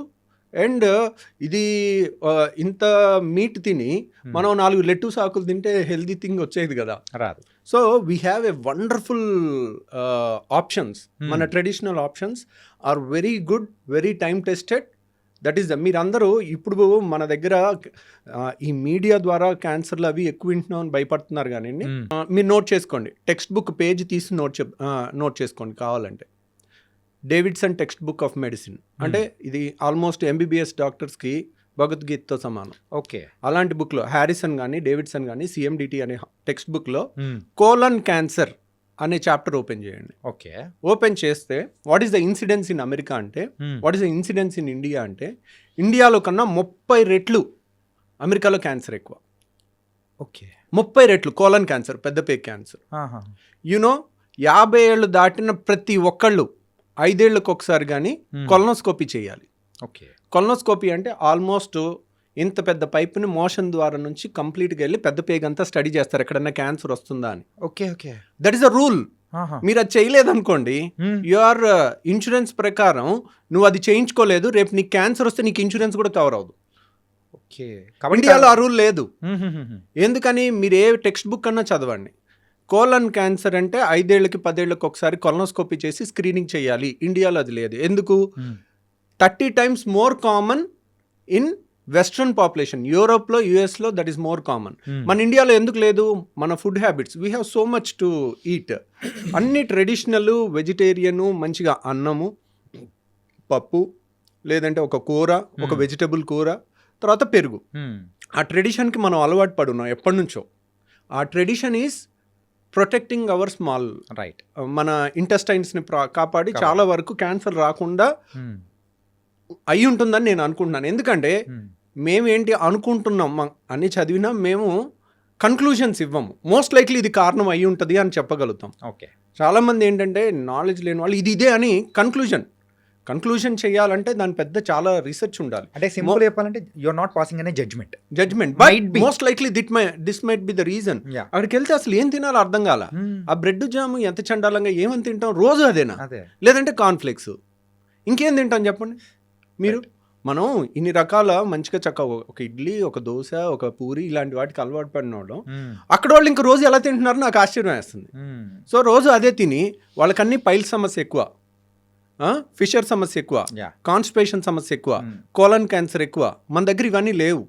మనం ఏం చేస్తున్నాం, మన ఫుడ్ చాలదా అన్నట్టు ఆ పిజ్జా బర్గర్లు వెనకాల పడుతున్నాం. ఏముంది దాంట్లో టేస్ట్? మన ట్రెడిషనల్ ఫుడ్లో లేనంత టేస్ట్ దాంట్లో ఉందా? సో మన దాంట్లో టేస్ట్ ఉంది, దాంట్లో డౌటే లేదు. అది కొంచెం ఒక వేలం వెర్రిలాగా ఉంటుంది. ఎందుకు అన్నారనుకోండి, people ten to get attracted to negative things, destructive things more than good things. Right. And మీరు అంటారు చూడారా పోక్రి సినిమాలో ఏదో గాంధీ మీద సినిమా తీస్తే అసలు ఆడదు, అదే కడప కింగ్ 250 సెంటర్స్ 100 days అంటారు కదా. సో అంతే. ఇప్పుడు చూడండి, ఇప్పుడు మీరు మంచి సినిమా చూడండి, చూడరు. ఇప్పుడు పుష్ప 2లో ఒక స్విమ్మింగ్ పూల్లో ఉచ్చబోసే సీను ఒక హీరో చేస్తే దాన్ని మన కిడ్స్ ఏ విధంగా తీసుకుంటారండి? సో అంటే దానికి అన్ని కలెక్షన్స్ ఎలా వస్తున్నాయి? బ్యాడ్ ప్రోడక్ట్ని యూ కెన్ సెల్ ఇట్, అది నీ గొప్పతనం అయి ఉండొచ్చు. దానంతట అది ఒకప్పట్లాగా మీరు పాత సినిమాల్లో ఇప్పుడు జగదేకవీరుడు అతిలోక సుందరి సినిమా చూడండి, మీరు 100 సార్లు చూసినా చూడాలనిపిస్తుంది. ఆ శ్రీదేవి యాక్షన్ కానీ, చిరంజీవి స్టెప్పులు కానీ. So there is impeccable, that is real టాలెంట్తో వచ్చింది. ఇది మార్కెటింగ్తో వచ్చింది. ద డిఫరెన్స్ అనేది కూడా ఉంటుంది. ఓకే సార్, యూజువల్గా గ్యాస్ట్రిక్ ఇష్యూస్ ఉన్న వాళ్ళకు హార్ట్ అటాక్స్ అనేది కూడా వచ్చేస్తూ ఉంటాయంటారు. మరి ఇందాక మీరు చెప్పిన హార్ట్ బర్న్ అనే ఎక్కువ సిచ్యువేషన్స్ ఉంటారు, లేకపోతే హార్ట్ అటాక్స్ నిజంగా వచ్చే అవకాశాలు ఉంటాయంటారా? గ్యాస్ట్రిక్ రిలేటెడ్గా గ్యాస్ సమస్య ఉన్న వాళ్ళకి హార్ట్ అటాక్ వస్తుందని ఎక్కడ ఏ పుస్తకాల్లో లేదండి. కాకపోతే ఏంటంటే గ్యాస్ సమస్యలు ఉన్న వాళ్ళకి చెప్పాను కదండి, చాలా మందికి ఈ అప్పర్ వాల్వ్ అనేది లూజ్గా ఉంటుంది, వాళ్ళకి హార్ట్ బర్న్ కామన్గా ఉంటుంది. వాళ్ళకి చాలా వరకు హార్ట్ ప్రాబ్లం ఏమో అన్న భయం ఉంటుంది, కానీ యూజువల్గా వాళ్ళకి హార్ట్ అటాక్స్ పెరిగే అవకాశం లేదు. హార్ట్ అటాక్స్ పెరగచ్చు, దేనివల్ల పెరగచ్చు? రోజు బిర్యానీ తింటున్నారు అనుకోండి, దాంట్లో ఆయిల్ ఎక్కువ ఉంటుంది, కొలెస్ట్రాల్స్ ఎక్కువ ఉంటాయి. మనం తినే ఫుడ్ డైలీ అన్హెల్దీ ఫుడ్ తింటున్నాం అనుకోండి, డైలీ మన ట్రెడిషనల్ ఫుడ్ ఏంటి? చక్కగా కూర, పప్పు, పెరుగు ఈ టైప్ తినకుండా, సాంబారు, రసం ఇట్లాంటివి తినకుండా రోజు మనం బిర్యానీలు తింటుంటే that is not our food, that is not healthy food also. వారానికి ఒక రోజు ఈజ్ ఓకే. సో అలా తింటుంటే దానివల్ల హార్ట్ అటాక్ వస్తుంది. దాంట్లో గ్యాస్ వల్ల రాదు, మనం తినే కంటెంట్స్ ఆర్ నాట్ గుడ్, దానివల్ల రావచ్చు. ఓకే. దానివల్ల ఏముంది, మగవాళ్ళకైతే చిరుబొజ్జు వస్తుంది, అందరికి. ఇప్పుడు లేడీస్కి అయితే ఫ్యాట్ అంతా సీట్ దగ్గర పేరుకుంటుంది, మగవాళ్ళకి పొట్ట కొండలాగా పెరుగుతుంది. సో ఎప్పుడైతే పొట్ట దగ్గర ఫ్యాట్ పెరుగుతుందో వాళ్ళకి హార్ట్ అటాక్స్ ఎక్కువ వచ్చే అవకాశం. ప్రపంచం అంతటా మగవాళ్ళు ఆడవాళ్ళ కన్నా 2 ఏళ్ళు తక్కువ బతుకుతారు. మీరు జపాన్లో యావరేజ్ లైఫ్ స్పాన్ తీసుకున్నారనుకోండి, లేడీస్లో 83 ఏళ్ళు, మగవాళ్ళు 81 ఏళ్ళు. ఎందుకు? అమెరికాలో కానీ, జపాన్లో కానీ, మీరు ఇండియాలో కానీ ఎక్కడైనా తీసుకోండి, మగవాళ్ళ కన్నా ఆడవాళ్ళు 2 ఏళ్ళు ఎక్కువ బతుకుతారు. దానికి రీజన్ ఎందుకంటే మగవాళ్ళకి ఫ్యాట్ కొండలాగా పొట్ట దగ్గర ఏర్పడు, పొట్ట దగ్గర ఫ్యాట్ ఏర్పడిన వాళ్ళకి హార్ట్ అటాక్స్ ముందు వస్తాయి. ఓకే. అందుకోసమే లేడీస్ కన్నా కాబట్టి లేడీస్లో కూడా కొంతమందికి పొట్ట దగ్గర ఫ్యాట్ వస్తుంది, వాళ్ళకి కూడా హార్ట్ అటాక్స్ ఎక్కువ వస్తాయి. Okay okay, that's a sign అనుకోవచ్చు. ఆండ్రాయిడ్ ఒబిసిటీ అంటారు దాన్ని. పొట్ట దగ్గర పెరిగితే దాన్ని ఆండ్రాయిడ్ అంటారు. ఆండ్రాయిడ్ ఫోన్ కాదు, ఆండ్రాయిడ్ ఒబిసిటీ అంటే male type of obesity. Android gynoid అంటే ఫీమేల్ టైప్ ఆఫ్ ఒబిసిటీ, అంటే సీట్ దగ్గర ఎక్కువ పెరగటం అనమాట. అండ్ సార్, మీ యొక్క కంప్లీట్ ఒక సర్వీస్లో ఎప్పుడైనా కానీ డిఫికల్ట్ అనిపించిన కేసు ఏదైనా ఉందా? అంటే ఇప్పుడు నేను చెప్పాను కదండి, ఐఎమ్ ఏ సర్జన్. నేను సర్జరీ చేసిన తర్వాత పేషెంట్ చావు బతుకుల్లో ఉంటే దట్ డే, ఆ డే అంతా నాకు నిద్ర సరిగా పట్టదు. So I can't avoid it. అంటే ఏ ప్రాబ్లంతో వచ్చినప్పుడు అరే this an very difficult challenge తీసుకొని నెలకు ఒకసారి ఈ మధ్య తగ్గినాయండి. Okay. అంటే ద మోర్ రిఫైన్ అవుతూ ఉండే కొద్దీ so we become perfect day by day ఇంకా ఇంకా ఇంకా వి రీలెర్న్ చేస్తూ ఉంటాము. బట్ ఇట్ ఈస్ చాలాసార్లు ఫేస్ చేస్తుంటాం మేము. కాకపోతే చాలాసార్లు ఒక యంగ్ పేషెంట్ నేను ఇప్పటికీ నా అదృష్టవశాత్తు నేను యాక్చువల్గా మా నాన్న నాస్తికుడు. మా నాన్న ఎప్పుడు దేవుణ్ణి నమ్మేవాడు కాదు. He's a hard core communist. So ఏంటో తెలియదు. అంటే చివరికి I have to believe in God. ఎందుకంటే there is something beyond which I cannot do. నేను అన్నీ చేస్తాను, అయినా పేషెంట్ బాగవుడు చేయాల్సినవి అన్నీ. ఓకే. ఆ టైంలో కొంచెం లక్కో దైవబలమో ఏదో మనకు తెలియదు. అది మనం when we are exhausted with our intelligence. ఏదో ఒక గొప్ప వ్యక్తి చెప్పాడు ఏమనంటే, religion starts when the science ends. అంటే సైన్స్కి ఎండ్ అంతం అయిపోయిన తర్వాత ఏం అర్థం కానప్పుడు అప్పుడు రిలీజియన్ స్టార్ట్ అవుతుందని. అప్పుడు దేవుణ్ణి మనం సో ఆ దాంట్లో ఒక్కోసారి నేను ఒక యంగ్స్టర్ 19 ఏళ్ల కుర్రోడికి నేను ఒకసారి బేరియాట్రిక్ ఆపరేషన్ చేశాను. ఓకే. పాపం తనకి చాలా మేజర్ కాంప్లికేషన్ వచ్చి బాడీ అంతా అంటే 1000 మందిలో ఒకళ్ళకి వచ్చే కాంప్లికేషన్ అది వచ్చేది. ఓకే. ఇది 10 ఏళ్ల కింద జరిగింది. మంగళగిరి కుర్రోడు అబ్బాయి శ్రీనివాస్ అని. సో తనకి ఆల్మోస్ట్ చావు బతుకుల దాకా వెళ్ళాడు. ఒక నెల రోజు హాస్పిటల్లో ఉన్నాడు. 2 సర్జరీస్ మళ్ళీ చేస్తూ ఉంటే ఒక మూమెంట్లో అరే ఇంత చేసాం అయినా కానీ ఇంప్రూవ్ అవ్వట్లేదు. పాపం వీడు బతికితే బాగుండు, 19 ఏళ్ల కుర్రోడు చచ్చిపోబోతున్నాడు, చివరిగా స్వర్గం అంచుల దాకా వెళ్ళిపోతున్నాడు, ఇంకా బతకడేమో అని అనుకుని సరే వీడు బతికితే నేను మంగళగిరి లక్ష్మీనరసింహ గుడిలో 108 రౌండ్లు వేస్తాను అని మొక్కున్నా. ఏమైందో తెలీదు, వాడు బతికిపోయాడు. ఓకే. సో అన్నిసార్లు అలా జరగలే. నేను ఇప్పటి వరకు నా అదృష్టవశాత్తు నా కోసం నా ఫ్యామిలీ కోసం ఏ రోజు కూడా నేను దేవుడి చుట్టూ రౌండ్లు వేయాల్సి రాలా. సో కానీ నేను ఇప్పటికీ ఒక 8 సార్లు పేషెంట్ల కోసం చేశాను. ఓకే. సో ఎందుకంటే వెన్ సైన్స్ ఎండ్స్ బుక్లో ఉన్న ప్రకారం అన్నీ పర్ఫెక్ట్గా చేసినా కానీ కొంత లక్ అనేది మనకు రావాలి. ఆ పేషెంట్కి ఉండాలి, మనకి ఉండాలి.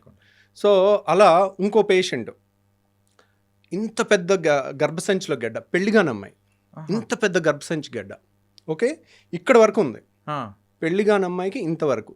ఒకసారి బయట ఆపరేషన్ చేసి పొట్ట కోసి ఓపెన్ చేసి దాన్ని తీయలేకపోయారు, మళ్ళీ క్లోజ్ చేశారు. ఓకే. చేసి మళ్ళీ రెండోసారి మా దగ్గరికి వస్తుంటే ఒకసారి ఒక డాక్టర్ ఓపెన్ చేసి క్లోజ్ చేశారంటే ఇట్స్ వెరీ డిఫికల్ట్ కేస్ అని. నేను పెళ్లిగాని అమ్మాయి, నేను సరే దాంట్లో ఫైబ్రాయిడ్ గడ్డలు ఇంత ఉన్నాయి, అవి ఒక్కటి తీసేస్తానమ్మా అని చెప్పాను. కానీ గర్భసంచి కూడా తీసేయాల్సి రావచ్చు, కానీ పెళ్లిగాని అమ్మాయి గర్భసంచి తీసేస్తే ఇంకేముంది, పిల్లలు పుట్టరు. సో నేను సరే ట్రై చేస్తాను కానీ గ్యారంటీ ఇవ్వలేనని చెప్పాను. సరే ఓకే చెప్పారు, ఓపెన్ చేశాము. ఇట్ వాజ్ ఒక సర్జన్ ఓపెన్ చేసి క్లోజ్ చేశాడంటే మనం అర్థం చేసుకోవచ్చు, లోపలికి వెళ్తే ఎంత పంపుల్లాగా ఉన్నాయి అన్ని రక్తనాళాలు. ఎక్కడ ముట్టుకుంటే అక్కడ బ్లీడింగ్, పంపులు కొట్టినట్టు కొడతా ఉంది. ఒక టైంలో 25 ఏళ్ళ అమ్మాయి 26 ఏళ్ళ అమ్మాయి మన కళ్ళ ముందు బ్లీడ్ అయి చచ్చిపోతూ ఉండి హెల్ప్లెస్గా ఉంటే అసలు ఎక్కడ ముట్టుకుంటే అక్కడ బ్లీడింగ్ అయిపోతూ ఉంది. నా అర్థం కాని పరిస్థితి. సో ఆ టైంలోనే పేషెంట్ బీపీ ఎక్కువ ఉంది, ఇంకెలాగా చచ్చిపోద్ది అని అనిపించింది. అంతా ప్రెషర్ పెట్టేసి మాప్స్ పెట్టి ప్రెషర్ పెట్టి ఆపుతా ఉన్నాం. ఆపి కొంతసేపు ప్రశాంతంగా ఉండి ఈ అమ్మాయి బతికితే చాలరా అని అప్పుడు కూడా అనుకున్నాను. ఎందుకంటే 25 ఏళ్ల పేషెంట్ టేబుల్ మీద చచ్చిపోతే దాన్ని తీసుకునే అంత గట్స్ ఎంత గొప్ప సర్జన్కైనా ఉండదు. రైట్. సో వాళ్ళు అన్నీ ఒప్పుకున్నప్పటికీ కూడా వాళ్ళు ఒప్పుకుంటారు, ఏమ్మా ఇది కష్టమైన ఆపరేషన్ అని మనం చెప్తాం, అయినా కానీ దాన్ని డైజెస్ట్ చేసుకోలేం. రైట్. వాళ్ళు ఏంటి ఆ 90%లోనే ఉంటామేమో అన్న ఆశతో వస్తారు, నమ్మకంతో వస్తారు. ఈ 10%లో ఉండంలే అనే అనుకుంటారు. మనం 10% రిస్క్ అని చెప్పినా కానీ. సో ఆ పేషెంట్ లక్కీగా కొంచెంసేపు ప్రశాంతంగా ఉండి బీపీ కొంచెం ఎక్కువ ఉన్న దాన్ని డౌన్ చేసిన తర్వాత రక్తస్రావం కూడా కొంచెం తగ్గుద్ది. ఓకే. అప్పుడు ఎలాగో ఒకలాగా ఆ గడ్డ అంతా తీలేమేమో, అలా వదిలేసి రావాలేమో ఆ బ్లీడింగ్ ఆగదేమో ఎన్నో క్వశ్చన్స్ ఉన్నాయి. తర్వాత మళ్ళీ అందరం కలిసి దాన్ని తీసేసి సక్సెస్ఫుల్గా గర్భసంచి మొత్తం తీసేయాల్సి వచ్చింది, కానీ పేషెంట్ సేవ్ అయింది. ఓకే. సో అట్లా అంటే మీరు యూజువల్గా ఆ సైజ్ చెప్తూ ఉంటేనే ఇంత సైజ్, అది కూడా కడుపులో దాని వీడియో కూడా ఉందండి నా దగ్గర. మై గాడ్, ఆ వీడియో కూడా ఉంది, మనం కావాలంటే అది చూపించవచ్చు. వద్దు సార్ ప్లీజ్. అంటే యాజ్ ఎ సర్జన్గా అండ్ మీకైతే ఆ గట్స్ ఉన్నాయేమో, కానీ యాజ్ ఎ నార్మల్ పర్సన్స్ లాగా we can't take it also. కొన్ని ఈవెన్ నార్మల్ పీపుల్ కూడా ఆ సర్జరీస్ చూడాలన్నా కానీ బ్లడ్ చూస్తేనే పడిపోతుంటారు సార్. ఇంకా సర్జరీస్లో మీరు చూపించారంటే లిటరల్లీ అంతే, నేను కూడా అయిపోతున్నామో సార్. అంటే అన్నిసార్లు అలా ఉండదండి. ఓకే. సర్జరీ లైక్ మంచి సర్జన్ ఆపరేట్ చేస్తుంటే ఇట్స్ లైక్ మంచి మ్యూజిక్ వింటున్నట్టు ఉంటుంది. అలా నేను గాల్ బ్లాడర్ ఆపరేషన్ 5 నిమిషాల్లో చేసిన వీడియో ఒకటి లైవ్ పెట్టాను మన ఛానల్లో. దాంట్లో చూడండి, ఆపరేషన్ అంటే ఇలా ఉంటుంది, ఏదో వీడియో గేమ్ ఆడుకున్నట్టుందే, చుక్క బ్లడ్ లేదు, అసలు ఇంత అద్భుతమైన ప్రపంచం ఇంత మంచి కెమెరాలో మన బాడీలో ఉందా, ఇంత రక్తనాళాలు ఇంత సన్నవి కూడా కనపడతాయా అనే ఎక్సైటింగ్గా ఉండే ఒక కోణం చూస్తారు. అది చాలాసార్లు అలాగే ఉంటుంది. కానీ సర్జరీ ఈజ్ అన్ఎక్స్పెక్టెడ్. ఎప్పుడు ఏమి ఎలా జరుగుతుంది అనేది, ఎలా వచ్చి పడుతుంది అనే దానికి మనం ప్రిపేర్ అయ్యి ఉండాలి. సో అది మీరు కావాలంటే ఆ వీడియో చూడండి. నేను అపెండిక్స్ ఆపరేషన్ పెట్టాను, గర్భసంచి ఆపరేషన్ పెట్టాను, గాల్ బ్లాడర్ ఆపరేషన్ పెట్టాను. ఇవన్నీ కూడా 5 నుంచి 10-15 నిమిషాల్లో అయిపోయి చుక్క బ్లడ్ లేకుండా నీట్గా ఉన్నది బ్యాక్గ్రౌండ్ వాయిస్తో చెప్పాను. అది చూడొచ్చు. నైస్. బ్లీడింగ్ అయ్యేవి అవి మీరు చూడలేరు. అదే మెయిన్గా అది లేకపోతే చాలు సార్. అమ్మా సార్, అండ్ ఈ పాడ్కాస్ట్ ద్వారా సో యూజువల్గా అయితే ప్రజలకు మనము అంటే వాళ్ళు ఎడ్యుకేట్ అయ్యేటట్టు యూజువల్గా గట్ హెల్త్ గురించి కానీ సో మీలాంటి పర్సన్స్ చెప్తే ఇంకా బాగుంటుందని చెప్పేసి కేమ్ హియర్. అంటే మీరు రావడంతో వీఆర్ వెరీ హ్యాపీ. అండ్ కొన్ని మెయిన్గా గట్ హెల్త్ బాగుండడానికి ఎలాంటి జాగ్రత్తలు తీసుకుంటే ఉంటుంది అనేది కూడా చెప్పారు. సో ఫైనల్ క్వశ్చన్ ఇస్, యూజువల్గా ఫుడ్ అనేది కూడా ఉంటుంది సార్. మార్నింగ్ అయితే హెవీగా, అంటే మార్నింగ్ రాజులా తీసుకోమంటారు, మధ్యాహ్నం అయితే మనిషిలా తీసుకుంటారు, రాత్రి అయితే అడుక్కునే వాళ్ళ తీసుకోమని ఇట్లా చెప్తూ ఉంటారు. సో ఇది ఎంతవరకు ఫాలో అవ్వచ్చు అంటారు? అంటే దట్స్ వన్ వే ట్రూ అండి. ఎందుకంటే ఉదయం లేసామనుకోండి, ఉదయం లేచిన కాడ నుంచి మనం ఒక 12 గంటలో 10 గంటలో వర్క్ చేస్తాం. రైట్. సో మన కండరాలకి అన్నిటికీ కూడా ఎనర్జీ కావాలి. కాబట్టి మార్నింగ్ తిన్నా కానీ మనం చేసే పనితో అది అరిగిపోతుంది. సో మనం మధ్యాహ్నం కూడా తీసుకోవచ్చు. నైట్ ఏంటంటే తిన్న వెంటనే మనం పెద్ద పని చేసేది, నైట్ అంతా పడుకునేది ఉంటుంది. సో పడుకునే టైంలో మనకు అంత ఎనర్జీ ఏం అవసరం ఉండదు. సో మనం ఉదయం తిన్నామంటే అది డే అంతా ఖర్చు అయిపోయే అవకాశం ఎక్కువ ఉంటుంది. రాత్రి తిన్నది, ఇప్పుడు ఉదయం ఒక బిర్యానీ తినటం వేరు, రాత్రి బిర్యానీ తినటం వేరు. ఉదయం బిర్యానీ తింటే సాయంత్రం వరకు మనం చేసే పనిలో దాంట్లోంచి వచ్చిన క్యాలరీస్ అప్పటికప్పుడు ఖర్చు అయిపోవచ్చు. అదే రాత్రికి వెళ్ళి పడుకుంటాం, తిన్న తర్వాత ఆ తిన్న అన్ని బ్లడ్లోకి అన్ని ట్రైగ్లిజరైడ్స్, ఫ్యాటీ యాసిడ్స్ అన్నీ వెళ్తాయి. అవన్నీ ఎక్కడ వెళ్ళాలి? ఎక్కడికో వెళ్ళి డిపాజిట్ అవ్వాలి. అవన్నీ రెసిస్టెంట్ ఏరియాలోకి వెళ్తుంటాయి. నడుము దగ్గర ఎక్కడ కరగటానికి వీల్లేని చోటకంతా ఒక ఫ్యాట్ తయారైపోతూ ఉంటుంది. అందరికి ఎంత ఫిట్గా ఉన్న వాళ్ళకైనా చిన్న నడుము దగ్గర కానీ రెసిస్టెంట్ ఫ్యాట్ కొద్దిగా ఉంటుంది వాళ్ళు చేసే. ఎందుకంటే గుడ్ ఫుడ్ని రెసిస్ట్ చేయటం it's not easy thing for ఎంత మెచ్యూర్డ్ పర్సన్ కన్నా. So and gall bladder stones అనేది కూడా రీసెంట్ టైమ్స్లో బాగా వింటున్నాను సార్. అంటే ఇప్పుడు కిడ్నీలో స్టోన్స్ వచ్చాయంటే అది త్రూ మన యూరిన్ ద్వారా కూడా వచ్చేసి బయటికి కొట్టేస్తుంది. అది రాలేని సందర్భాల్లో ఏమంటారు, మనకు త్రూ ట్రీట్మెంట్ ద్వారా తీస్తారు. ఈ గాల్ బ్లాడర్ స్టోన్స్ అనేది వెళ్ళిపోతే ఆ గాల్ బ్లాడర్లో పడిపోతాయి అని కూడా విన్నాను. సో దాన్ని తీయాలంటే ఆపరేషన్ తప్ప వేరే ఆప్షన్ అనేది లేదా కరిగించడానికి కానీ ఏదైనా? అంటే గాల్ బ్లాడర్లో స్టోన్స్ అనేది కిడ్నీలో స్టోన్స్ వేరు, గాల్ బ్లాడర్లో స్టోన్స్ వేరు. రెండింటికి వ్యత్యాసం చెప్తాను. కిడ్నీలో స్టోన్స్ అనేది లెస్ దాన్ 1 సెంటీమీటర్ ఉంటే 99% లెస్ దాన్ 1 సెంటీమీటర్ ఉంటాయి. అవన్నీ కూడా వాటర్ ఎక్కువ తాగుతుంటే దానంతట అవే పడిపోయే అవకాశం ఉంటుంది. గాల్ బ్లాడర్లో స్టోను బయటికి పడేవి చాలా తక్కువ అన్నమాట, అవి అలాగే ఉంటాయి. కాకపోతే గాల్ బ్లాడర్లో స్టోను అంత డేంజరస్ ఏం కాదు. అంటే నొప్పి లేదు. చాలా మందికి ఒక స్టోను 1 సెంటీమీటర్ స్టోన్ తయారవ్వాలనుకోండి, అది కనీసం 5 ఏళ్ళ నుంచి 10 ఏళ్ళు పట్టుద్ది. ఎందుకంటే ఒక ఇసుక రేణువులాగా తయారవుతుంది. దాని మీద ఒక పొర ఏర్పడుద్ది, దాని మీద ఇంకో పొర ఏర్పడుద్ది, దాని మీద ఇంకో పొర ఏర్పడుద్ది. సో అలా పొరలుగా 1 సెంటీమీటర్ స్టోన్ తయారవ్వాలంటే it takes 5 to 10 years. Okay. So చాలామందికి స్కానింగ్ చేస్తే రాయి కనపడుద్ది, కానీ వాళ్ళకి కంప్లైంట్ ఉండదు. సో అనవసరంగా స్కానింగ్ చేయబట్టి వాళ్ళకి గుండెలో రైళ్లు పరిగెట్టడం మొదలవుతుంది. వాళ్ళకేంటి రొటీన్ చెకప్ చేస్తాం, వాళ్ళకి స్కాన్ చేయకపోతే తెలీదు, హ్యాపీగా ఉంటారు. చేసిన కాడ నుంచి అదో గిలి, అమ్మో నాకు రాయింది, ఇప్పుడు ఇదేమవుద్దో అన్న టెన్షన్తో ఉంటారు. సో వాళ్ళు ఒక డాక్టర్ దగ్గరికి వెళ్తే ఆపరేషన్ చెప్పారు, నేను ఎక్కడో హోమియో వాడుతున్నాను, హాయిగా 4 ఏళ్ళ నుంచి ఉన్నాను అంటారు. అంటే 4 ఏళ్ళ నుంచి కూడా ఇప్పుడు మనం స్కాన్ చేయకముందే 4-5 ఏళ్ళ నుంచి ఉంది అది. అది మెల్లమెల్లగా పెరుగుతుంది, ఇంకో 5 ఏళ్ళు కూడా అలా పెరగవచ్చు కంప్లైంట్ లేకుండా. సో కాకపోతే దే మే గివ్, ఓకే నేను ఇది ఆయుర్వేదిక్ వాడాను, హోమియో వాడాను, దానివల్ల నాకు 5 ఏళ్ళు తగ్గిపోయింది అనుకుంటా. తగ్గిపోలా, అది మీకు ప్లసిబో ఎఫెక్ట్ ఇస్తుంది. సో దానివల్ల తగ్గలేదు.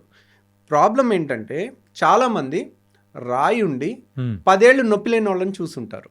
ఓకే, రాయి ఉండి రాయి ఇరుక్కుని జాండీస్ వచ్చిన వాళ్ళని మీరు చూడరు.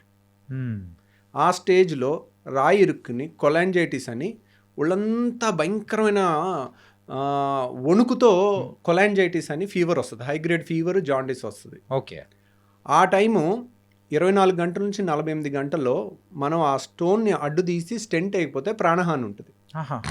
అది లేట్ అయి చచ్చిపోయిన వాళ్ళని కూడా మేము చూస్తాం. ఓకే, సో ఇమీడియట్ రియాక్ట్ అవ్వాలి 24 hours to 48 hours. సో అది జాండీస్ వచ్చినప్పుడు. అందరికీ జాండీస్ వస్తుందని నేను చెప్పట్లా. ఓకే, ఈ రోజు రాయి బయటపడింది, ఈ రోజే జాండీస్ వచ్చేది. 5 ఏళ్లలో రావచ్చు, 3 ఏళ్లలో రావచ్చు, 6 నెలల్లో రావచ్చు, వీ కెనాట్ సే.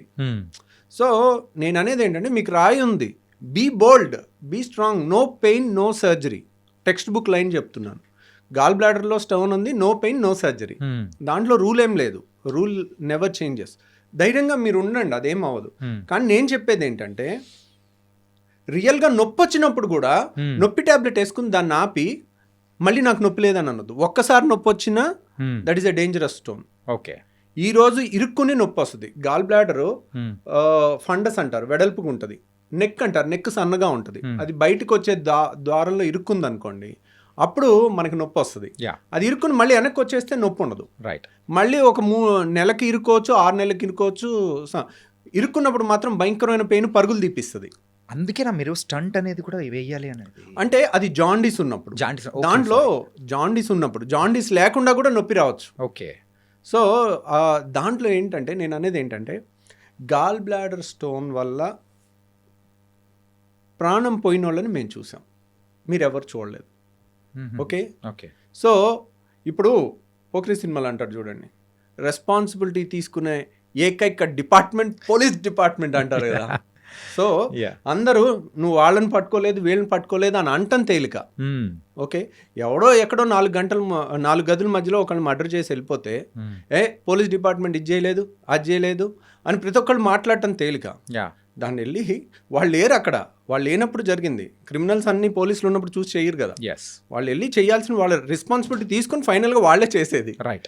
సో ఇక్కడ కూడా సమస్య వచ్చినప్పుడు, ప్రాణం మీదకి వచ్చినప్పుడు అప్పుడు వెళ్ళండి వేరే చోటకి, అప్పుడు ఉండండి ధైర్యంగా, వేరే ఆల్టర్నేట్ మెడిసిన్ వాడి.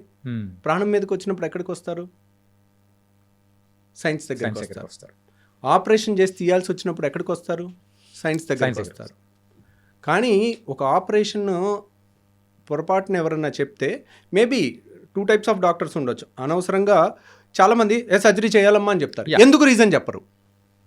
ఎందుకు రీజన్ చెప్తే పేషెంట్ ఓహో ఇది కదండి చేస్తాను. చాలామంది కొంతమంది డాక్టర్లు ఏంటంటే ఈరోజు రాయి ఉంది, ఈరోజు చెప్పేయాలి, వీళ్ళు చెప్పకపోతే ఇంకో చోటుకి వెళ్ళి ఇంకో దగ్గర చేయించేసుకుంటారేమో, మళ్ళీ మన దగ్గరికి రారేమో అన్న ఇన్సెక్యూరిటీ ఉంటుంది.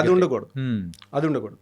దానివల్ల లేని భయాన్ని ఇచ్చి చెప్పేసేసరికి వాళ్ళు ఇంకా నెగిటివ్ అయిపోతారు. రైట్, అనవసరంగా చేసేస్తున్నారు. ఆ డాక్టర్ చెప్పాడు, నేను భయంతో వచ్చేసాను డాక్టర్ గారు, 4 ఏళ్ళు అయింది నాకు నొప్పి లేదంటారు. So no pain no surgery. మనం టెక్స్ట్ బుక్లో ఉన్న రూల్ చెప్పాలి. At the same time jaundice ఉంటే లైఫ్ రిస్క్ ఉంటుంది, వెంటనే రావాలి. నొప్పి ఉంటే లైఫ్ రిస్క్ ఉంటుంది, వెంటనే రావాలి.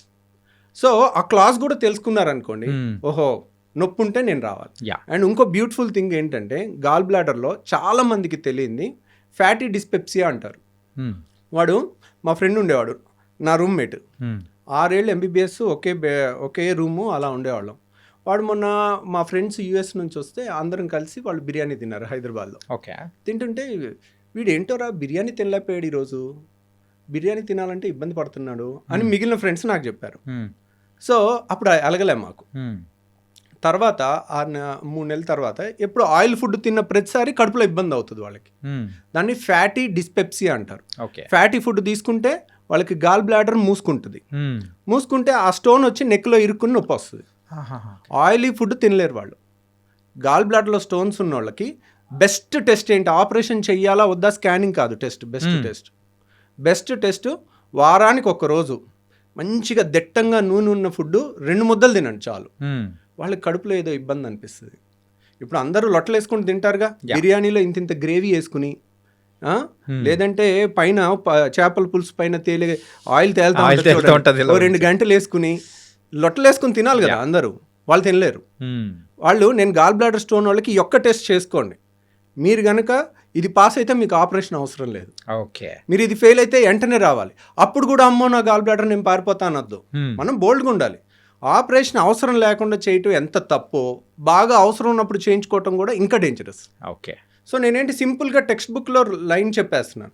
ఫ్యాటీ డిస్పెప్సియా ఉంటే ఈరోజు టైం బాంబు లాంటిది. ఈరోజు మీకు నొప్పి ఉండకపోవచ్చు, వచ్చి తగ్గిపో ఉండొచ్చు. లేదంటే ఆయిల్ ఫుడ్ తింటేనే నాకు వస్తుంది డాక్టర్ గారు, నేను డైట్తో తెలివిగా తప్పించేసుకుంటున్నాను సంవత్సరం నుంచి. అది తెలివితో తప్పించుకోవడం గొప్ప విషయం కాదు. అదేంటి, అది ఇండికేషన్, అది వార్నింగ్ ఇస్తుంది. అప్పుడు మనం వార్నింగ్ ఇచ్చిన తెలివైన వాళ్ళు ఏంటి, వార్నింగ్ పట్టుకోవాలి. ఎందుకు మీరు ఆ తెలివైన వాళ్ళు ఇప్పుడు వాళ్ళకి హాలిడేస్ ఉండొచ్చు, దసరా హాలిడేస్, సంక్రాంతి హాలిడేస్, లేదా వీకెండ్ హాలిడేను, 1 డే 5 నిమిషాలు ఆపరేషన్. ఎర్లీ స్టేజ్లో వస్తే 5 నిమిషాలు అయిపోద్ది. అదే బాగా నొప్పి వచ్చి మందులు వాడి మళ్ళీ తగ్గించుకుని ఒక 6 నెలలు సంవత్సరం పోస్ట్పోన్ చేయొచ్చు. ఏ గాల్ బ్లాడర్ స్టోన్స్ నన్ను మనం పోస్ట్పోన్ చేయొచ్చు సర్జరీని. నొప్పి వచ్చిన తర్వాత కూడా చేయొచ్చు. But that's not. ఎందుకు అలా పోస్ట్పోన్ చేసి నొప్పి వచ్చినప్పుడల్లా నొప్పి మెడిసిన్ ఇచ్చి యాంటీబయాటిక్స్ ఇచ్చి దాన్ని తగ్గించి సంవత్సరం తర్వాత ఆపరేషన్ చేసేటప్పుడు నేను కావాలంటే ఆ వీడియో చూపిస్తాను. 5 నిమిషాల్లో అయిపోయిన ఆపరేషను, 1.5 గంటలు పట్టే ఆపరేషను.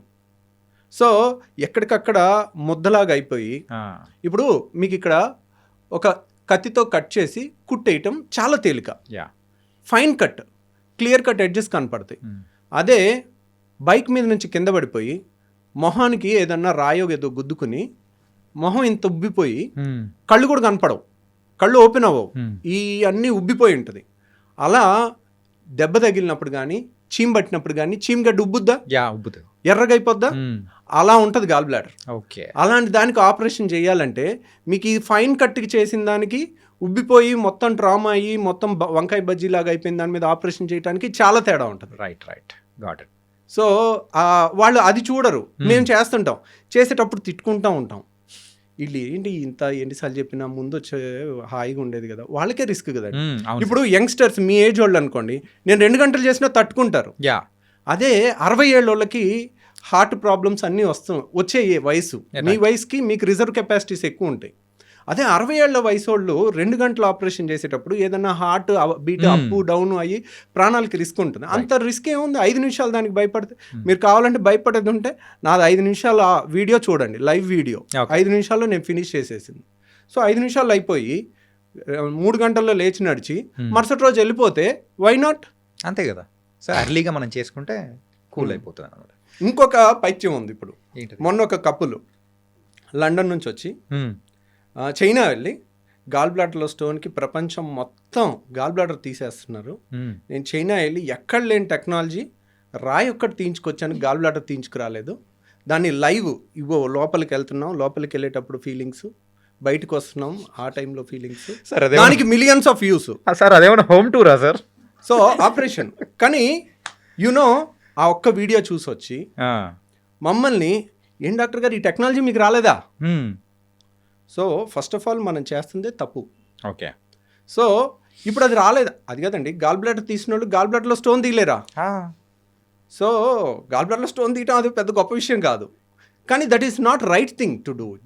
ఏ టెక్స్ట్ బుక్లో గాల్ బ్లాడర్లో స్టోన్ తీయమని లేదు. సో కాబట్టి నేను అలాంటివి సరే తీసాము అని అనుకోండి, రేపొద్దున్న ఈరోజు ఒక స్టోన్ తీసాం, గాల్ బ్లాడర్లో స్టోన్ వచ్చిందంటే ఏంటి, దానికి స్టోన్ వచ్చే తత్వం ఉన్నట్టు. ఇప్పుడు ఒక ఆపరేషన్ చేసి తీస్తాం, 5 ఏళ్ళు ఆగి మళ్ళీ స్టోన్ వస్తుంది, మళ్ళీ ఆపరేషన్ చేయించుకున్న అదే రిస్క్గా. యాక్చువల్గా ఆపరేషన్లో రిస్క్ గాల్ బ్లాడర్లో లేదు, గాల్ బ్లాడర్ తీసే దాంట్లో లేదు, అది 5 నిమిషాల ఆపరేషన్. రిస్క్ ఎక్కడుంది? మత్తు, వీటన్నిటిలో కూడా రిస్క్ రిస్క్ అనేది కూడా ఉంది. యా. రిస్క్ ఉంటుంది. సో ప్రతిసారి ఆపరేషన్ చేయించుకోవటం అనేది it's not a good thing. కానీ ఇప్పుడే చెప్తున్నా, సైన్స్ ప్రకారం ఒక 100 ఏళ్ల రీసెర్చ్కి ఎగెన్స్ట్కి వెళ్ళాలని అనుకోవటం అన్నిసార్లు ఉత్తమం కాదు. యా. దాంట్లో ఒకసారి నువ్వు బయటపడవచ్చు. 1 వేలో ఎదురెళ్ళకూడదు అన్నారు, ట్రాఫిక్ లేదు, నేను 1 వేలో ఎదురెళ్ళాను, 60 స్పీడ్తో వెళ్ళొచ్చాను, నేను గొప్ప అనుకోవటం కాదు. That is wrong thing. Right. మీకు కావాలనుకోండి, మీకు ఆ రాయి ఒక్కటే తీయాలనుకుంటే అది నేను తీసి పెడతాను, కానీ నేను చెప్పడం నా duty. This is not the right thing అండి అని. సో ఇన్స్పైట్ ఆఫ్ దట్ వాళ్ళు అడిగారు అనుకోండి, సో ఓకే చేసి పెడదాం, ఏముంది దాంట్లో. ఇప్పుడు కానీ మళ్ళీ వచ్చే అవకాశాలు అనేది కూడా మళ్ళీ వచ్చే అవకాశం ఉంటుంది, రిస్క్ కూడా ఎక్కువ ఉంటుంది. ఎందుకంటే గాల్ బ్లాడర్ గోడ అనేది పేపర్ కన్నా పలుచుకుంటుంది. ఓకే. సో గాల్ బ్లాడర్లో స్టోన్ వస్తే గాల్ బ్లాడర్ మొత్తం తీసేస్తాం, అది స్టాండర్డ్ టెక్స్ట్ బుక్ ట్రీట్మెంట్. కిడ్నీలో స్టోన్ వస్తే కిడ్నీ తీసేస్తారు ఎవరు? తీయరు కదా. మరి కిడ్నీ ఎందుకు తీయట్లేదు ఏ డాక్టరు? స్టోన్ ఒకటి, కిడ్నీ ముఖ్యమైన అవయవం కాబట్టి. సో 600 అయినా రాయ తీస్తాం. సో గాల్ బ్లాడర్ వాలే పల్చగా ఉంటుంది పేపర్ అంతా, దాన్ని కట్ చేసి దాన్ని కుట్టిన తర్వాత ఒక్కోసారి అక్కడ నుంచి పసర్ లీక్ అయింది అనుకోండి, సెప్టిక్ అయి ప్రాణహాని కూడా ఉంటుంది. సో అది రాకుండా కూడా జాగ్రత్త తీసుకుని చెయ్యొచ్చు. కానీ గాల్ బ్లాడర్ ఆపరేషన్ ఉదయం చేస్తే సాయంత్రం ఇంటికి పంపించేస్తాం. అలా చేసిన వాళ్ళకి ఒక ట్యూబ్ పెట్టాలి. సో వాళ్ళకి ఇంకా కంబర్సమ్ ఉంటుంది, అది వాళ్ళకి తెలియదు కదా. కాకపోతే వాళ్ళకేంటి, వాళ్ళకి ఒకే ఎమోషన్, నా అవయవం తీయలేదు అనే ఎమోషన్ ఉంటుంది. కానీ అది అన్నిసార్లు అదేం పెద్ద ఇంపార్టెంట్గా అవయవం ఏం కాదు. కానీ కొంతమంది అడిగారు అనుకోండి, that is not a conventional treatment, మీకు అది కావాలంటే అది చేస్తాం. సో అది చేయలేని వాళ్ళు ఇండియాలో లేకపోవటం అనేదే లేదు. It's depends on the person. కానీ పేషెంట్ ఖర్చు ఇప్పటికీ చెప్తున్నాను వినండి, మీకు ఎవరికన్నా ఓన్లీ రాయి తీయాలన్నా కానీ we don't recommend it, but that's not a great thing to achieve. అది ఎక్కడా లేని ట్రీట్మెంట్ ఓన్లీ చైనాలో ఉందని అనుకోవటం తప్పు. ఓకే. మీకు కావాలంటే ఆ వీడియో నేను కూడా చేసి పెట్టి పంపిస్తాను. It was very nice talking to you sir. Really bold అనే విషయాలు అనేది కూడా తెలుసుకున్నాను. కాకపోతే మీతో మాట్లాడుతూ ఉంటే ఇంకా సరిపోలేదు, ఇంకంప్లీట్ అన్నట్టు కూడా అర్థమవుతుంది. అండ్ ఈ సెషన్లో మాత్రం చాలా వాల్యుబుల్ సజెషన్స్ కానీ, and how you started your journey in the gastroenterology and బెర్టియాలజీలో కూడా చాలా చక్కగా చెప్పారు. Really thank you so much for coming here and మీ టైం అనేది కూడా ఇచ్చినందుకు. Thank you very much.